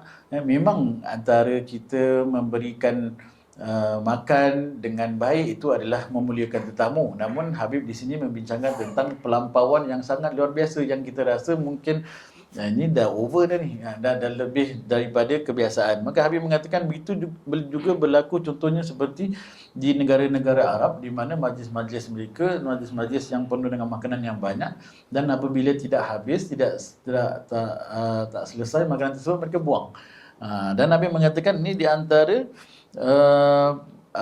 pembaziran yang menjadi sebahagian daripada teman-temannya syaitan. Dan Habib mengatakan membazir ataupun boros ini adalah daripada tipu dayanya syaitan yang menjauhkan kita daripada kesederhanaan dalam setiap perkara. Maka Habib mengatakan jauhilah kita daripada sebahagian amalan orang yang terlampau kedekut, tak nak belanja langsung seperti orang-orang tertentu, dan jangan pula sampai boros melampau seperti menjadi teman-teman syaitan. Maka kemuliaan manusia atau Islam itu adalah pada pertengahan dalam perbelanjaannya dan bersederhana. طيب ثم سيتكلم رضي الله عنه وارضاه عن العقل والعلم، يعني وعلاقة العقل بالعلم وعلاقة العقل كذلك بالمال. Dan kemudian Habib Abdullah Alwi Al-Haddad akan meneruskan dengan hikmah yang selanjutnya. Dan hikmah yang selanjutnya ini adalah berkaitan dengan akal manusia dan kaitan dia dengan ilmu, dan perumpamaan yang berkaitan dengan akal tanpa ilmu, ilmu tanpa akal dan sebagainya. وقد عرفتم يعني الكلام عن العقل واختلاف العلماء أين موضع العقل، هل العقل في القلب أم العقل في الدماغ؟ وكان الإمام الشافعي يقول أن العقل في القلب، واستدل بقوله سبحانه وتعالى لهم قلوب لا يعقلون بها. والعلم الحديث الآن أثبت هذا، يعني أن في قلب الإنسان سبحان الله يعني علاقة باختياراته وليس في مخه أو ما يقارب هذا الكلام. Dan Habib mengatakan apabila kita berbincangkan tentang akal dan ilmu ini, kita tahu ada perbahasan tertentu berkenaan dengan akal dan ilmu. Contohnya, di manakah terletak akal seseorang? Akal pemikiran ni adakah terletak di otak ataupun terletak di dalam hati? Maka Saratus Syafi'iyah mengatakan bahawa akal pemikiran tu bukan di otak namun di dalam hati, berdasarkan firman Allah Subhanahu Wa Taala, ada sebagian manusia lahum qulubun la ya'qilun, mereka ada hati-hati yang tidak berfikir dan memahami sesuatu perkara. Dan Habib mengatakan ini juga dalam pada moden, kedoktoran moden, ada sedikit persetujuan dengan perkara ini, bahawa di dalam hati kita ada perkara-perkara yang berkaitan dengan kita punya decision making, bukan hanya semata-mata dengan otak, namun ada unsur-unsur daripada hati juga. ولذلك عندنا الشافعية لأجل الخلاف في موضع العقل عند العلماء، هل هو في الدماغ أو هو في القلب أو غير ذلك.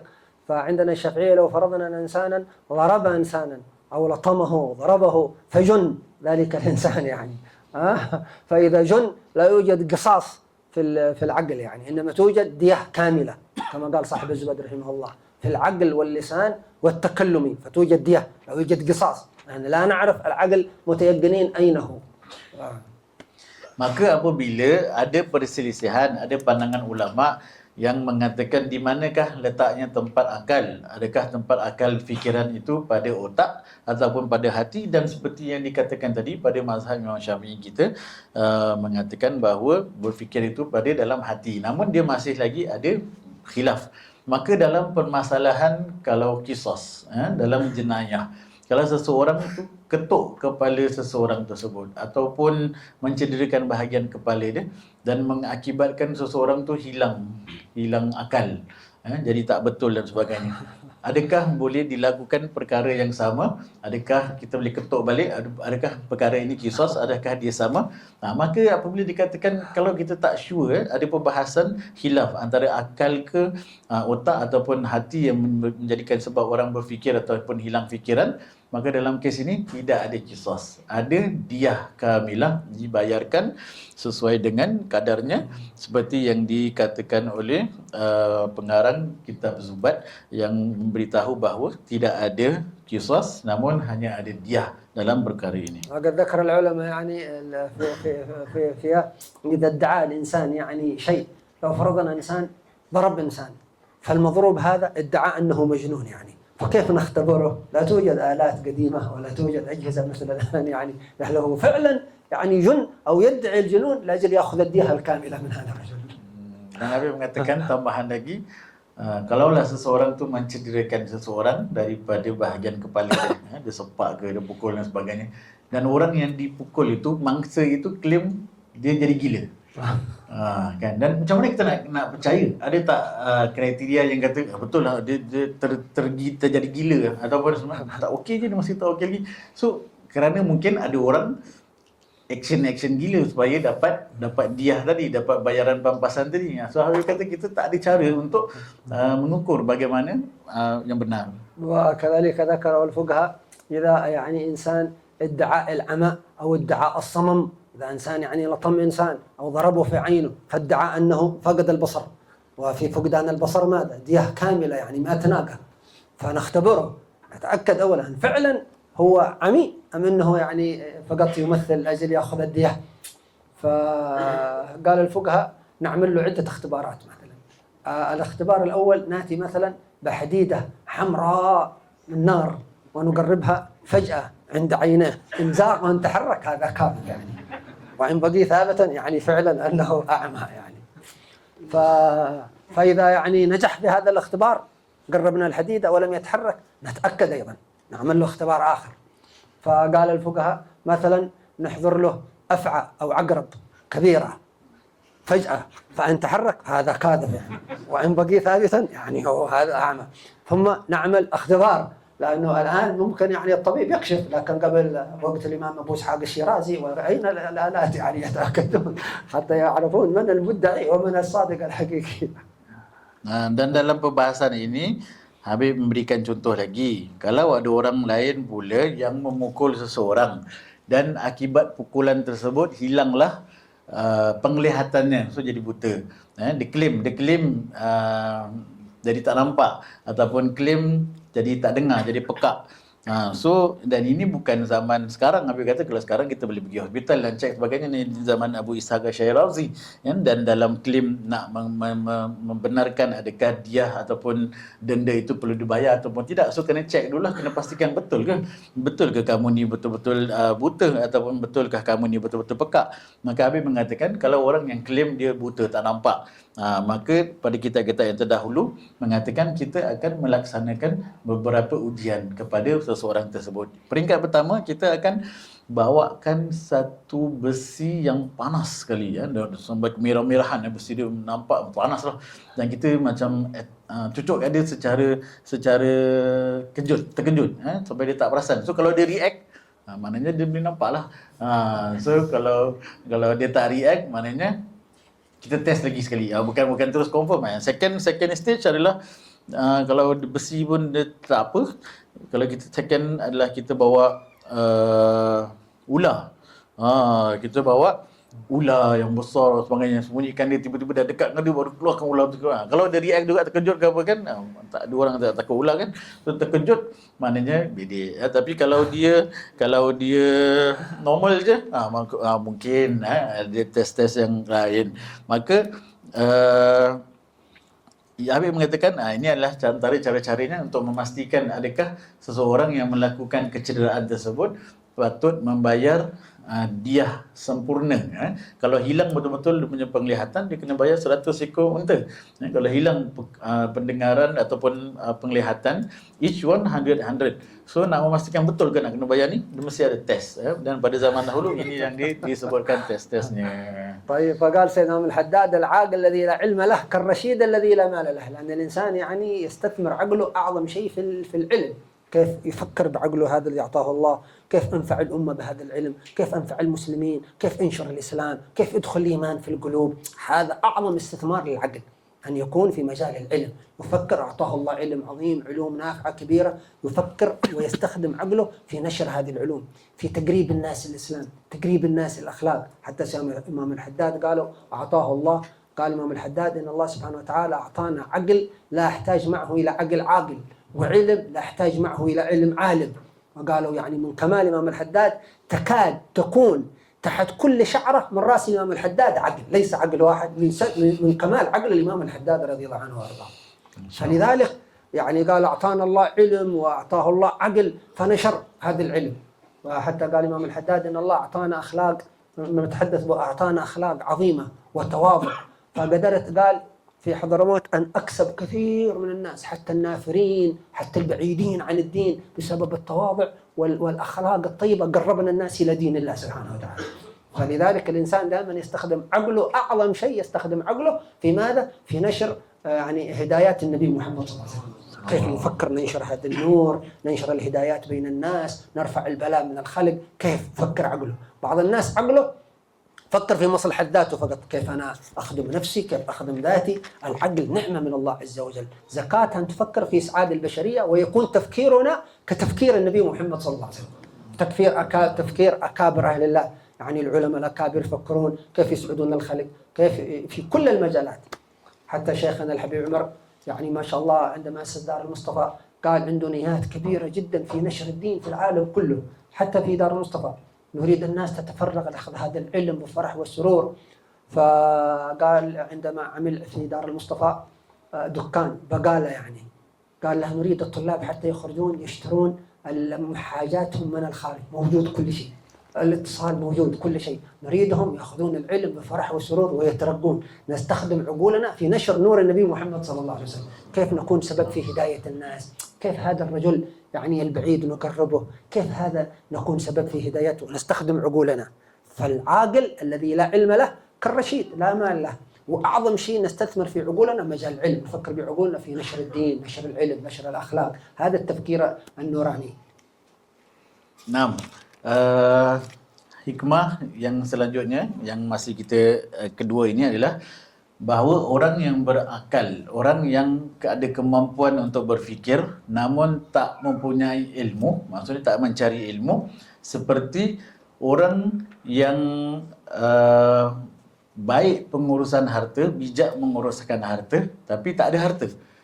So orang yang bijak pandai tapi tak ada ilmu, sama macam orang yang pandai dalam manajemen juga tapi tak ada harta. So tak dapat nak utilize kebijaksanaan beliau. Dan Habib mengatakan akal kita, pemikiran kita, otak kita ini adalah satu perkara yang luar biasa yang perlu kita investkan dalam ilmu. Kalau tidak dia jadi tak ada faedahnya.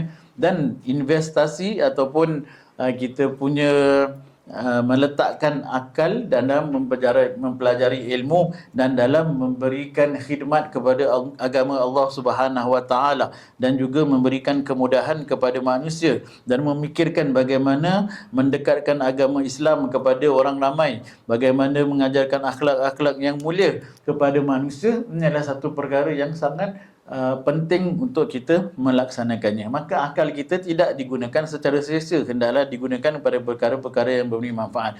Seperti yang dikatakan oleh Imam Al-Haddad bahawa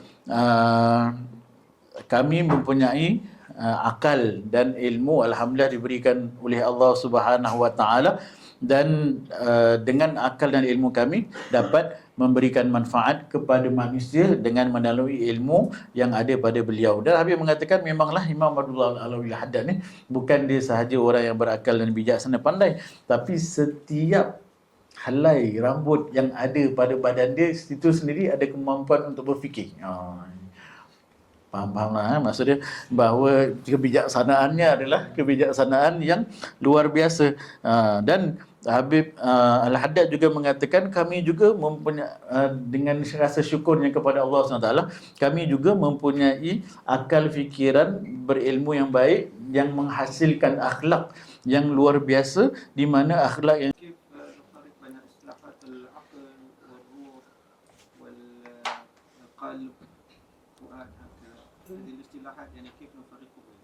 نعم نعم نعم. Di sini ada soalan oleh Ustaz Ali bertanya, macam kita dalam agama kita istilah psikologi kita pun ataupun istilah tazkiyah ada nama istilah akal, ada fuad, ada qalb, ada lub dan sebagainya, macam mana istilah ada roh. So macam mana kita nak membezakan antara istilah-istilah yang terperinci ini? هو أولا القلب والفؤاد يأتي بمعنى واحد، إلا فرق بينهما بسيط، أن الفؤاد إذا كان قلب الإنسان ممتلئ بمشاعر ما ولا توجد أي مشاعر أخرى فيها فيسمى في هذه الحالة القلب فؤادا، إذا كان عنده خوف وعنده محبة وعنده شيء وممتلئ بهذا الأمر فيسمى فؤاد. فإذا كان القلب في حالته العادية يسمى قلبا، واستدلوا بقوله سبحانه وتعالى في سورة القصص في أم موسى وقال سبحانه وتعالى وأصبح فؤاد أم موسى فارغا ولم يقل قلب. سمعت؟ فإذا تتبعنا الآيات القرآنية سنجد أن القلب إذا كان ممتلي بحالة من المحبة والخوف وما شابه ذلك فالقرآن يعبر بالفؤاد، أما إذا كان في الأمور العادية فالأمر يعبر بالقلب. هذا القلب والفؤاد، وله معنيان. القلب نفسه هذا له معنيان، المعنى اللي ذكره سيدنا الإمام الغزالي رضي الله عنه وأرضاه، المعنى القلب الحسي هذا، وهو الذي يوجد في الجانب الأيسر من الصدر كما يقول، صنوبري الشكل بحجم قبضة اليد، هذا القلب المحسوس، وهذا لا يتكلم عنه مثل الآن الإمام الحداد وسيد الإمام الغزالي وغيرهم رضي الله عنهم. القلب الحسي هذا يتكلم عنه الأطباء، كم عدد دقات القلب، كيف يضعف القلب، كيف يتقوى القلب عندما يستخدم الإنسان الرياضة، عندما ينام جيدا، عندما يأكل الطماطم، عندما يأكل بعض المطعومات تقوي القلب، عندما يتناول العسل مثلا تقوي أعضاءه الباطنة، الكبد تكون ممتازة، الكليتين تكون ممتازة، القلب يكون ممتاز. هذا كلام الأطباء. لكن سيدنا الإمام الغزالي والإمام الحداد يتكلمون عن القلب المعنوي الذي قال الله عز وجل عنه وقالوا لو كنا نسمع أو نعقل، قال الله عز وجل عنه القلب المعنوي هذا إن في ذلك لذكرى لمن كان له قلب. هذا القلب المعنوي المرتبط بهذا القلب، المرتبط بهذا القلب. Maka sebagai pembukaan Habib mengatakan ada yang dinamakan sebagai qalbu dengan fuad, dan qalbu dan fuad ni lebih kurang dia punya maknanya adalah sama, kecuali ada sedikit perbezaan. Di sini dikatakan apabila dipanggil fuad, fuad itu bila hati kita penuh dengan perasaan, dipenuhi dengan sesuatu perasaan. Maksudnya bila perasaan takut, perasaan gembira sangat, dalam keadaan ini dipanggil hati itu sebagai fuad. Maka qalb pula dipanggil dalam keadaan biasa saja. Qalb bila tak ada perasaan yang melampau batas, overwhelming, perasaan takut, gembira dan sebagainya, itu dikekalkan namanya sebagai qalb. Dan ini berdasarkan daripada ayat Quran dalam surah Al-Qasas, di mana menceritakan tentang keadaan ibu Nabi Musa alaihissalam, fa asbaha fuadi ummi Musa farigha, maka menjadi hati fuad ibu kepada Nabi Musa ini farigha, kosong. Maksudnya asalnya dia mempunyai perasaan yang dipenuhi dengan perasaan yang dinamakan fuad. Dan qalb pula bahagian yang lain, qalb ini ada mempunyai makna yang dipecahkan kepada dua. Ada qalbu yang dipanggil sebagai qalbu fizikal. kolbu fizikal yang ada di dalam bahagian. Mengatakan kalau ini memang dibuktikan dari segi medical, dan kita tahu pada zaman Nabi Adam diciptakan daripada tanah liat, dan kalau dibuka kita punya badan ini ada macam-macam daripada elemen-elemen tanah, ada seperti magnesium, zinc dan sebagainya. Namun pada masa yang sama kita juga ada komponen roh, kita ada unsur roh, dan roh ini adalah daripada ilmunya Allah Subhanahu wa Ta'ala yang menjadikan kita mempunyai peringkat-peringkat yang berbagai-bagai. طيب ثم الروح هذه الذي هي سبب الحياة، يعني عندما ينفخ الروح في الجنين يكون سبب الحياة. إذا ارتفعت الروح من الجسم مات الإنسان، وهي سر من أسرار الحق عز وجل، ما أذن الله لنبيه محمد صلى الله عليه وسلم أن يتكلم عنها بأكثر من قوله عز وجل ويسألونك عن الروح وقل الروح من أمر ربك. والإمام الغزالي يتكلم عن الروح أنها شيء مخلوق متحرك مدرك، يعني ولم يتكلم العلماء عن الروح بكلام كثير يعني وواضح لغموض أمر الروح وليس عجزا. ولذلك قال صاحب الزبد رحمه الله سيدنا أحمد بن رسلان الشافعي: والروح ما أخبر عنها المجتبى فنمسك المقال عنها أدبا مع رسول الله صلى الله عليه وسلم. ليس عجز، العلماء الربانيين يدركون يعني علوم كثيرة عن الروح وأسرار كثيرة عن الروح وعلوم كثيرة عن الروح، حتى ألفوا كتبا في جانب الروح التي هي سبب الحياة، وهي من عالم الأمر ويسألونك عن الروح وقل الروح من أمر ربك. Dan berkenaan dengan unsur roh, tadi kita kata turab tu, tanah adalah perkara yang kita hidup di atasnya, kita akan ditanam di dalamnya, dan kita juga makan daripada perkara-perkara yang hidupnya di atas tanah. Bahagian unsur yang kedua adalah berkenaan dengan roh, dan roh ini general hukum dia adalah rahsianya Allah Subhanahu wa Ta'ala. Dan baginda Nabi sallallahu alaihi wasallam juga apabila ditanya tentang roh, Allah Subhanahu wa Ta'ala berfirman apabila ditanya wa yas'alunaka 'anil roh qul roh min amri rabbi, katakanlah bahawa informasi atau maklumat berkenaan dengan roh ni adalah ilmu yang khas dengan Tuhan aku. Maka para ulama pun tidak banyak membincangkan berkenaan roh ni, beradab dengan baginda Nabi sallallahu alaihi wasallam, di mana beliau sendiri tidak banyak membincangkan. Yang hanya dikatakan oleh para ulama, roh ni adalah makhluk, satu perkara yang bila masuk dalam badan kita akan hidup, bila roh keluar dari badan kita akan mati. So dia makhluk dan mutaharrik, dan dia bergerak-gerak, mudrik, dan kita boleh tahu roh tu ada. Maksudnya ada kehidupan adalah roh, tak ada kehidupan tak ada roh. Dan ini juga jawapan yang dikatakan oleh Sahibul Zubat, Imam Ibn Ruslan, dalam menjawab, ketahuilah dalam urusan roh ini kami tidak banyak berbicara berkenaan dengan roh adalah kerana beradab dengan baginda Nabi sallallahu alaihi wasallam. Dan Nabi mengatakan ada ulama-ulama yang dah mencapai tahap wali rabbani ini, mereka boleh mempunyai sedikit ilmu berkenaan dengan roh, dan bahkan ada yang mengarang-mengarangnya. Namun tidaklah mereka ini berluasa membicarakan tentang roh, kerana kaedah tentang roh ni adalah satu perkara yang rahsianya Allah Subhanahu wa Ta'ala. ثم سيدنا الإمام الغزالي رحمه الله تعالى يقول لما نفخت الروح في جسم الإنسان بسبب وجود الروح، التئام الروح مع الجسم، الروح من عالم الأمر، محبة لله سبحانه وتعالى، طايعة لله عز وجل، لا يتصور منها معصية من الروح لأنها من عالم الأمر الإلهي. لما وجدت في الجسم هذا له متطلبات، مخلوق من التراب، يريد طعام، يريد شراب، يريد منام، فيه مشاعر، عواطف، مختلف يعني مخزون عواطف، فيه غضب، فيه محبة، فيه كذا عواطف داخل الإنسان. فمجموع العواطف هذه المتصارعة داخل الإنسان سميت النفس. لذلك يرتقي العواطف هذه، ترتقي تارة تكون العواطف التي عند الإنسان يعني بسبب البيئة، تارة تكون تأمره بالشر لمتطلبات الجسم الذي هو فيه، تأمره إما بكثرة الأكل إما بكثرة النوم، وقد يرتقي إلى الإيذاء أو إلى الخداع أو إلى الغش أو إلى ما شابه ذلك، تنازع داخل.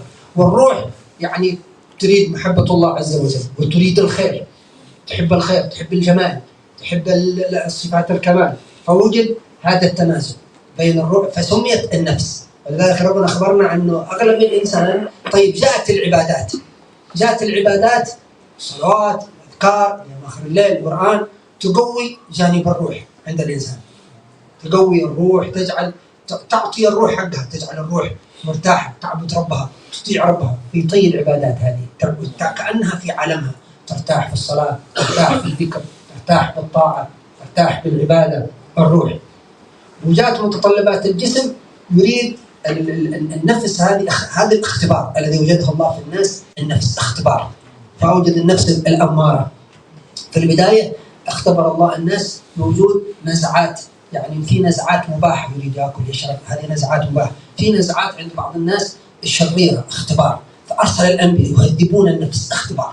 مثل يدخل الإنسان قاعة اختبار، كيف تهذب نفسك، تزكيها، ما تأمرك بشر، ما تأمرك بسوء، ما تأمرك بضر، إلى أن ترتقي تصير بعد ذلك. وهي النفس الأمارة هذه درجات، يعني عند الكفار أقصى درجات النفس الأمارة، لأن الروح لا تتغذى بذكر ولا بنور ولا بلا إله إلا الله.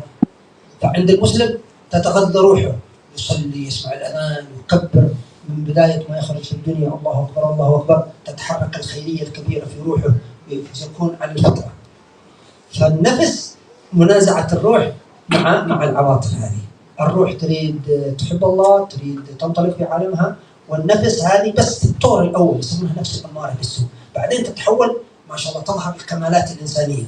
في الطور الثاني النفس اللوامة التي تنازع صاحبها، إذا عمل شيء تلومه، قصر في درس تلومه، قصر في مجالس خير تلومه، أساء يعني إلى أحد أو عمل شيء غير حسن مع أحد تلومه، فيها خير هذه. ثم تلتقي بعد ذلك الاختبار الثالث، بداية النجاح، النفس خلاص الملهمة، النفس المطمئنة، ترتاح بالعبادة، ترتاح بالطاعة، ترتاح، تنفر من الشر، ينفر من الإيذاء، ينفر من أي شيء. فسميت النفس المشاعر داخل الإنسان التي تتهذب وتترقى، هذه تسمى أطوار اللي تمر بها الإنسان النفس. فتارة أمارة، تارة تسمى لوامة، تارة تسمى مطمئنة، تارة تسمى ملهمة، النفس الملهمة. فحتى تصل بعد ذلك إلى النفس الكاملة التي هواها تحب ما يحبه النبي محمد صلى الله عليه وسلم. لا يؤمن أحدكم حتى يكون هواه تبعا لما جئت به صلى الله عليه وسلم. Dan apa yang berlaku adalah apabila ada dua komponen dalam diri manusia ni. Ada komponen badan, komponen fizikal, dan juga ada komponen roh. Dan kita kena ketahui komponen roh tu macam mana. Komponen roh ni adalah daripada Allah Subhanahu wa Ta'ala. Sukakan kepada kebaikan, sentiasa patuh kepada perintahnya Allah Subhanahu wa Ta'ala, suka perkara-perkara yang baik, yang suci dan sebagainya. Namun apabila roh ini dimasukkan ke dalam fizikal, tubuh fizikal ini yang dipanggil ataupun jasad ini. Jasad ini pula dia punya nature, dia ada keperluan-keperluannya sendiri. Dia perlu makan, dia perlu rehat, dia perlu tidur, dia ada perasaan-perasaan, dia punya halangan-halangan, dia ada challenges, dia ada melawan dia dan sebagainya. So bila masuk roh tersebut yang keadaannya suci dan bersih dan murni ke dalam tubuh badan, itu ada that conflict tu. That conflict itu yang dinamakan nafsu yang berperingkat-peringkat. So kalau pada awalnya dia tak boleh nak align sangat, ataupun pada awal-awalnya masih nak membiasa-biasakan diri, nanti dia akan ada nama dia nafsul amarah. Nafsu amarah masih dia belum boleh match dengan baik lagi. Ada nafsu amarah, nafsu yang masih lagi menyuruh kepada keburukan, nak rehat-rehat, nak makan-makan, nak buang masa dan sebagainya. Ada perkara-perkara perasaan yang akalnya dikuasai oleh perasaan, hawa nafsu, marah dan sebagainya. So dia akan ada konflik. So berbanding kepada keadaan, apabila keadaan roh itu dengan jiwa itu, dia punya konflik dia at which level? Kalau level dia level amarah, itu level yang pertama. Kalau konflik dia lama kelamaan dia menjadi jasad ni lebih tunduk kepada roh, dia naik darjah dia naik menjadi nafsu amarah, kemudian naik kepada nafsu lawamah. Ini saya ringkaskan tapi Habib cakap agak lebih detail lagi. Mana yang kurang lebih minta maaf Ustaz. Okey, so apa yang berlaku di sini? Manusia ini apabila Allah Subhanahu Wa Taala ada memberikan dua elemen, ada elemen roh dan juga ada elemen jasad. Dan Allah bantu hamba-hambanya untuk menguatkan rohnya dengan menghantar dan memutuskan mensyariatkan ibadah, solat dan sebagainya, supaya dan sehingga apabila seseorang itu dalam mengingati Allah, dia akan tenang, roh dia at peace, dia zikir, dia solat, dia baca Quran dan sebagainya, supaya menguatkan rohnya. Namun bila balik kepada keadaan konflik dia dengan hati, peperangan dia dengan hati, kalau kita kata tadi masih lagi ada ujian. Ni kita kata kenapa Allah hantar ni semua ujian.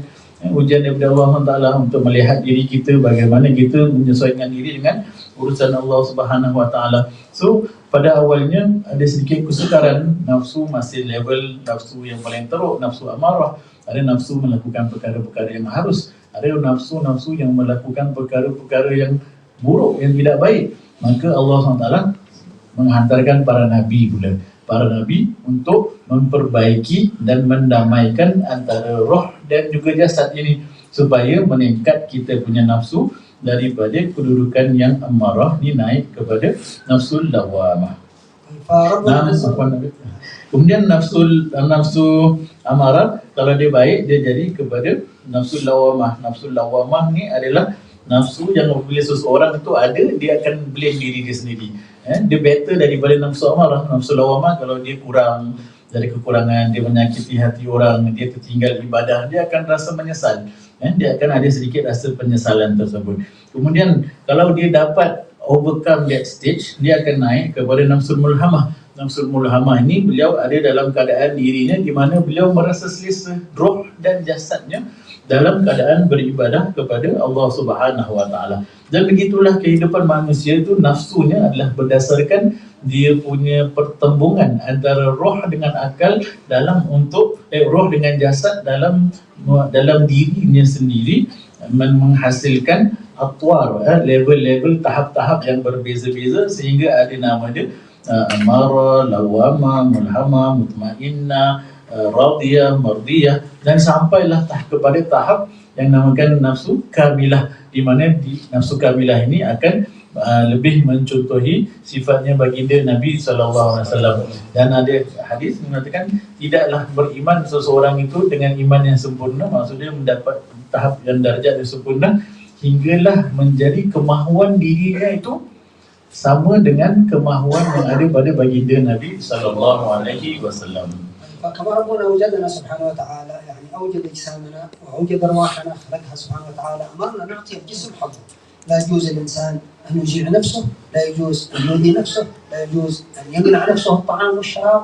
يعطي نفسه ممكن يصوم، لكن يمتنع عن الطعام والشراب حتى يؤدي إلى الأضرار، لا يجوز. كذلك شرعنا ربنا ما نعطي روحنا حظها، نعطي الروح حظها. العبادات، الأذكار، نغذي أرواحنا مثل ما نغذي أبداننا، وقال وغذي روحي بذكرك، نغذي أرواحنا. الصلاة هذه مائدة تأخذ ما شئت، مثل أحد يبسط لك مائدة للجسم، مائدة هذا الطعام، هذا السمك، هذا كذا، هذه الخضروات، هذه الفواكه تنمي الجسم. الصلاة هذه مائدة تنمي الروح، كل إدراكات الروح، الصلاة والقرآن الكريم.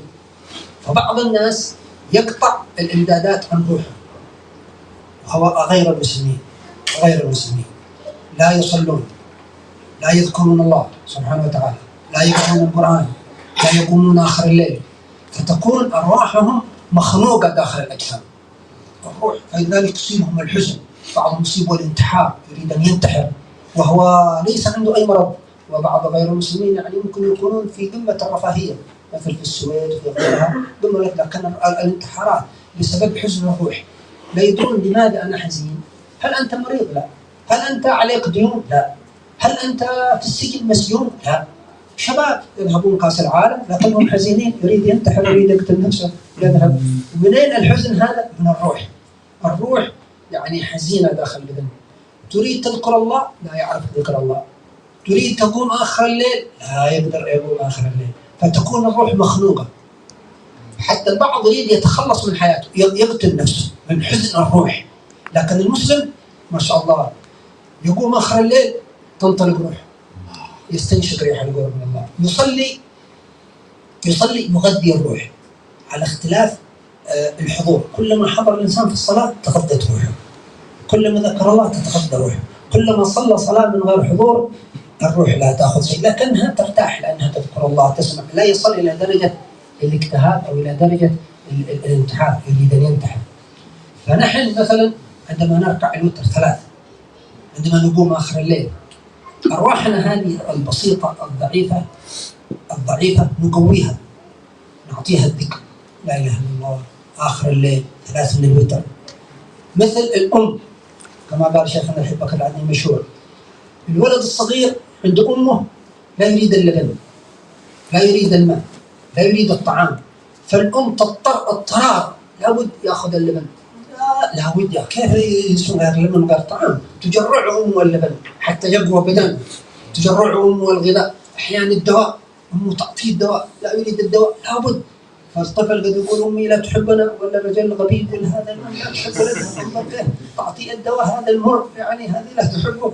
وكذلك المسلم النبي نجرع أرواح، نقوم آخر الليل ما شاء الله نقرأ القرآن تتغذى أرواحنا إلى أن تصل إلى اللذة، خلاص تلذذ، عرفها الآن ما عاد يحتاج تذكير، خلاص هو ينطلق بالعبادة، وصلت النفس هذه إلى المطمئنة، الروح تلذذت بالصلاة، تلذذت بالطاعة، تتلذذ بالعبادة، يكون متوازن، ليس مثل النصارى روحانيين ما في عندهم زواج، ما في عندهم كذا، ما في عندهم أكل، وليس مثل اليهود ماديين، ليس عند.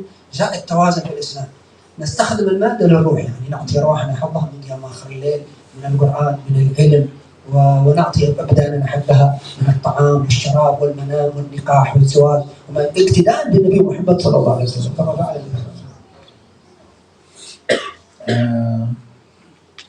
Dalam kehidupan kita tahu bahawa badan kita ini ada hak dia. Badan perlu diberikan haknya adalah daripada seperti makanan, daripada segi minuman, daripada rehat, dari tidurnya dan sebagainya. Perlu kita berikan hak kepada jasad kita. So kalau nak puasa boleh puasa, tapi jangan puasa tak buka-buka. Itu tak memberikan hak kepada tubuh badan kita. Maka seperti mana tubuh badan kita, jasad kita yang daripada tanah ini mempunyai hak, ketahuilah bahawa roh kita yang menjadi komponen dari bahagian tubuh kita juga mempunyai haknya. Dan apakah hak roh kita? Hak roh kita adalah untuk melaksanakan ibadah kepada Allah Subhanahu Wa Taala, untuk melaksanakan zikir kepada Allah Subhanahu Wa Taala, mendirikan solat kepada Allah Subhanahu Wa Taala. Nabi mengatakan, ketahuilah seperti mana badan itu ada buffetnya, ada makanan dia, ada macam-macam, ada dia punya dessert, ada dia punya main course, ada dia punya starter dan sebagainya. Ketahuilah begitu juga roh apabila berhadapan dengan solat. Solat itu adalah buffet makanan roh, macam-macam, daripada Qurannya, daripada zikirnya, daripada dirinya, daripada doanya, semua bermacam-macam makanan bagi tubuh badan kita dan bagi roh kita. Maka Habib mengatakan, maka apabila orang yang tidak beriman, orang yang bukan agama Islam tidak dapat memberikan hak rohnya, apa yang akan berlaku? Beliau akan rasa tertekan, dia akan rasa tercekik, dia akan rasa suffocated, kan? Di mana orang-orang ni walaupun dari segi fizikal, dari segi zahirnya mereka mempunyai kekayaan, mereka mempunyai kelebihan. Seperti Habib mengatakan, orang-orang di Sweden, mereka ni tinggi statistik membunuh diri, membunuh dirinya, stres dan sebagainya sampai membunuh diri. Maka di-analyze lah, di-evaluate, dilihat perkara ini, kenapa banyak sangat yang bunuh diri? Adakah mereka ni sakit? Adakah mereka ni miskin? Adakah mereka, dan semua memang tak ada. Dan Nabi mengatakan, maka ini adalah masalah apabila roh mereka itu tidak dipenuhi keperluannya. Dan mereka ni kalau nak memenuhi roh mereka, mereka tak tahu macam mana nak berzikir, mereka tak tahu bagaimana nak bermunajat, bangun qiyamul lail kepada Allah Subhanahu Wa Taala. Dan sebaliknya pula, orang-orang yang beriman, yang fit, dia punya roh dengan cara yang baik, dengan qiyamul lail, dengan solat pada waktu malam, lagi bangun tahajud. Ini semua dia memberikan ruang dan peluang untuk rohnya bernafas dan menghirup udara yang luar biasa manfaatnya, apatah lagi udara pada waktu sahar yang mempunyai barakah dan juga rahmat daripada Allah Subhanahu wa taala. Dan juga memungkinkan kita untuk merasakan hudur apabila kita solat pada waktu malam. Dan bila orang tu makin dalam rasa kehadiran hati dalam solat, makin bertambahlah makanan bagi rohnya. Namun kalau ada orang yang solat tapi lalai, tak hadir hatinya, Habib mengatakan dia tak dapat apa-apa mendekatkan diri kepada Allah Subhanahu wa taala dengan perkara yang tambahan. Namun dia tidak seburuk daripada keadaan roh yang tidak ada makanan langsung tadi yang bagi orang yang tidak beriman. Maka apabila seorang hamba itu seorang hamba itu bersama dengan Allah SWT dalam solat witir, dalam solat qiyamul lailnya, ini adalah dia menguatkan rohnya, seperti yang dikatakan oleh Habib masyhur.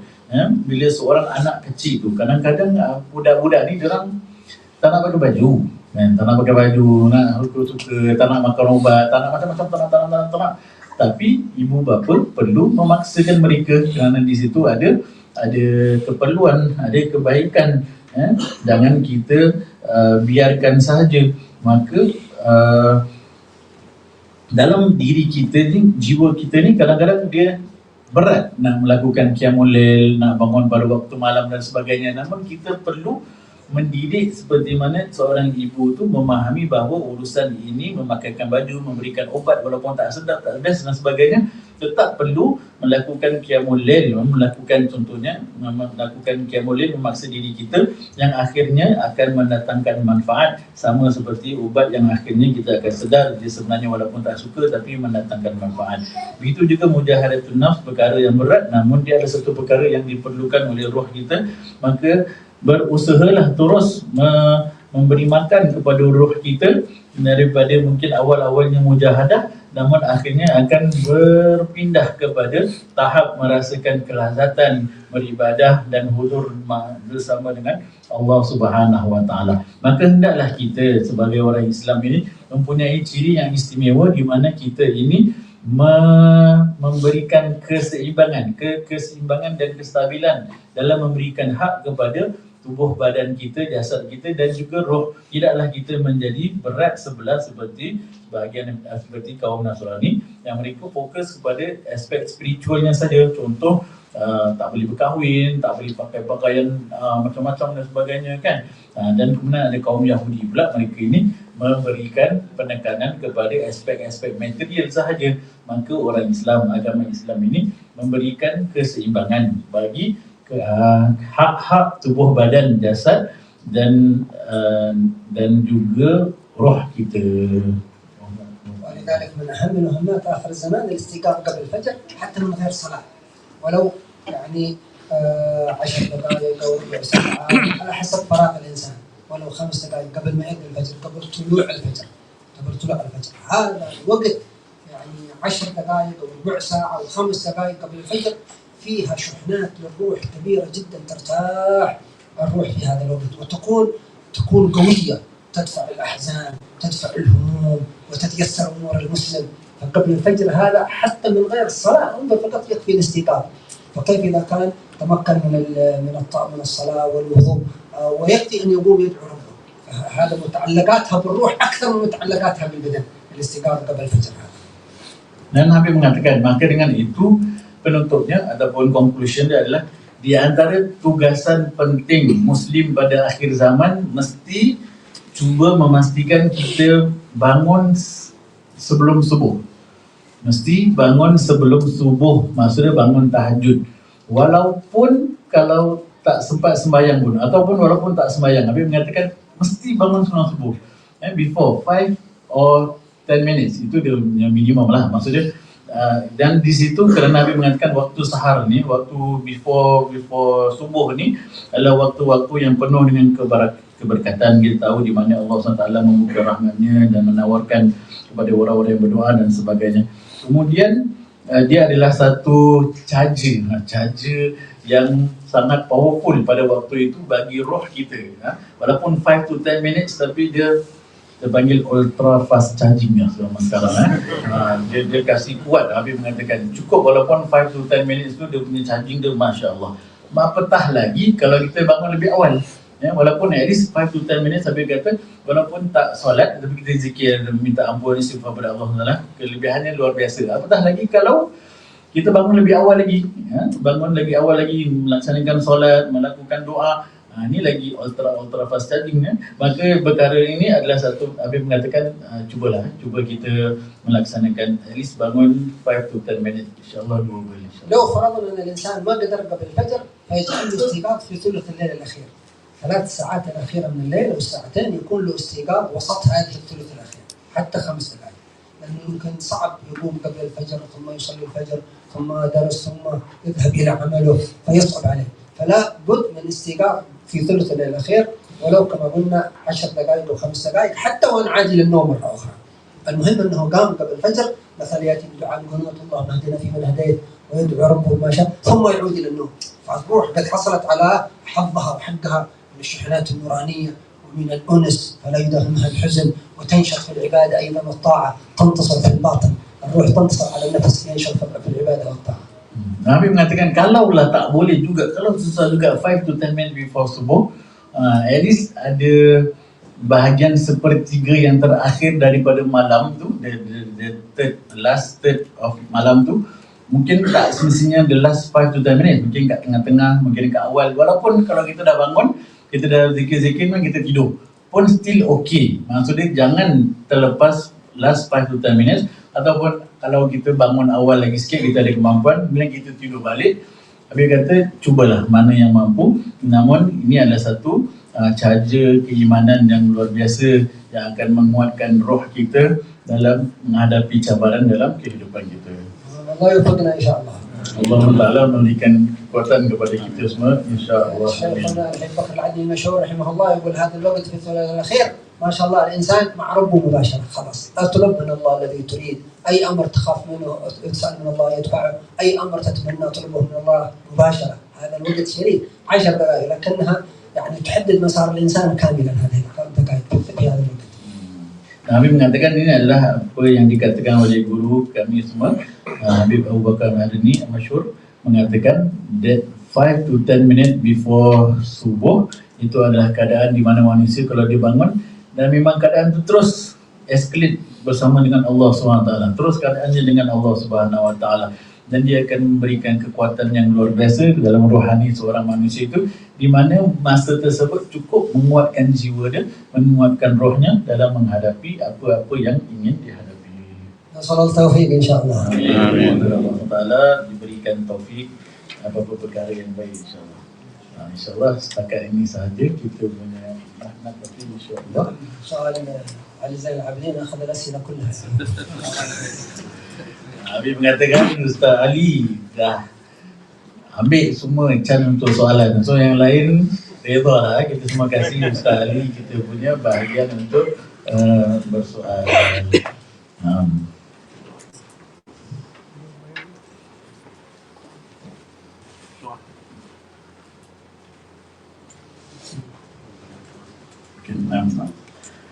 Bismillahirrahmanirrahim. Rabbana anfa'na bima 'allamtana wa allimna alladhi yanfa'una rabbi faqihna wa faqih ahlana wa qarabatin lana fi dinina ma ahli al-kutri unsa wa dhakar rabbi waffiqna wa waffiqhum lima tartadi qawlan wa fi'lan karama وارزق الكل حلالا دائما واخل اتيا علما نعظم الخير ونكفى كل شر ربنا واصلح لنا كل الشؤون واقر بالرضا منك العيون واقض عنا ربنا كل الديون وابل ان تاتينا رسل المنون واغفر واستر انت اكرم من ستر وصلاة الله تغشى المصطفى من إلى الحق دعانا والوفاء بكتاب فيه للناس شفاء وعلى آل الكرام الشرفاء وعلى الصحب المصابيح الغرر اللهم اهدنا بهداك واجعلنا ممن يسارع في رضاك ولا تولنا وليا سواك ولا تجعلنا ممن خالف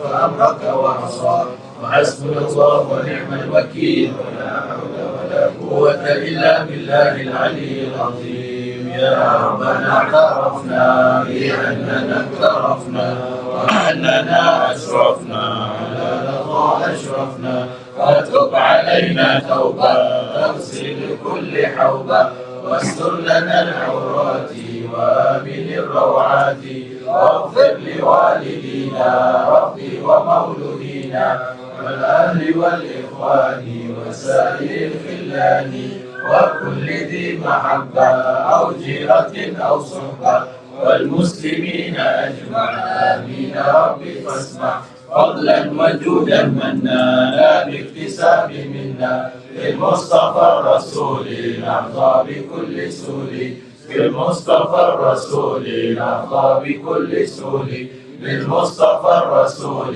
نرضى بكل سول صلى وسلم ربي عليه عد الحب وآله وصحبه عداد طش الصحب والحمد للإله في البدء والتناهي حمدا كثيرا دائم مع أبد النسائم سبحان ربك رب العزة عما يصفون وسلام على المرسلين.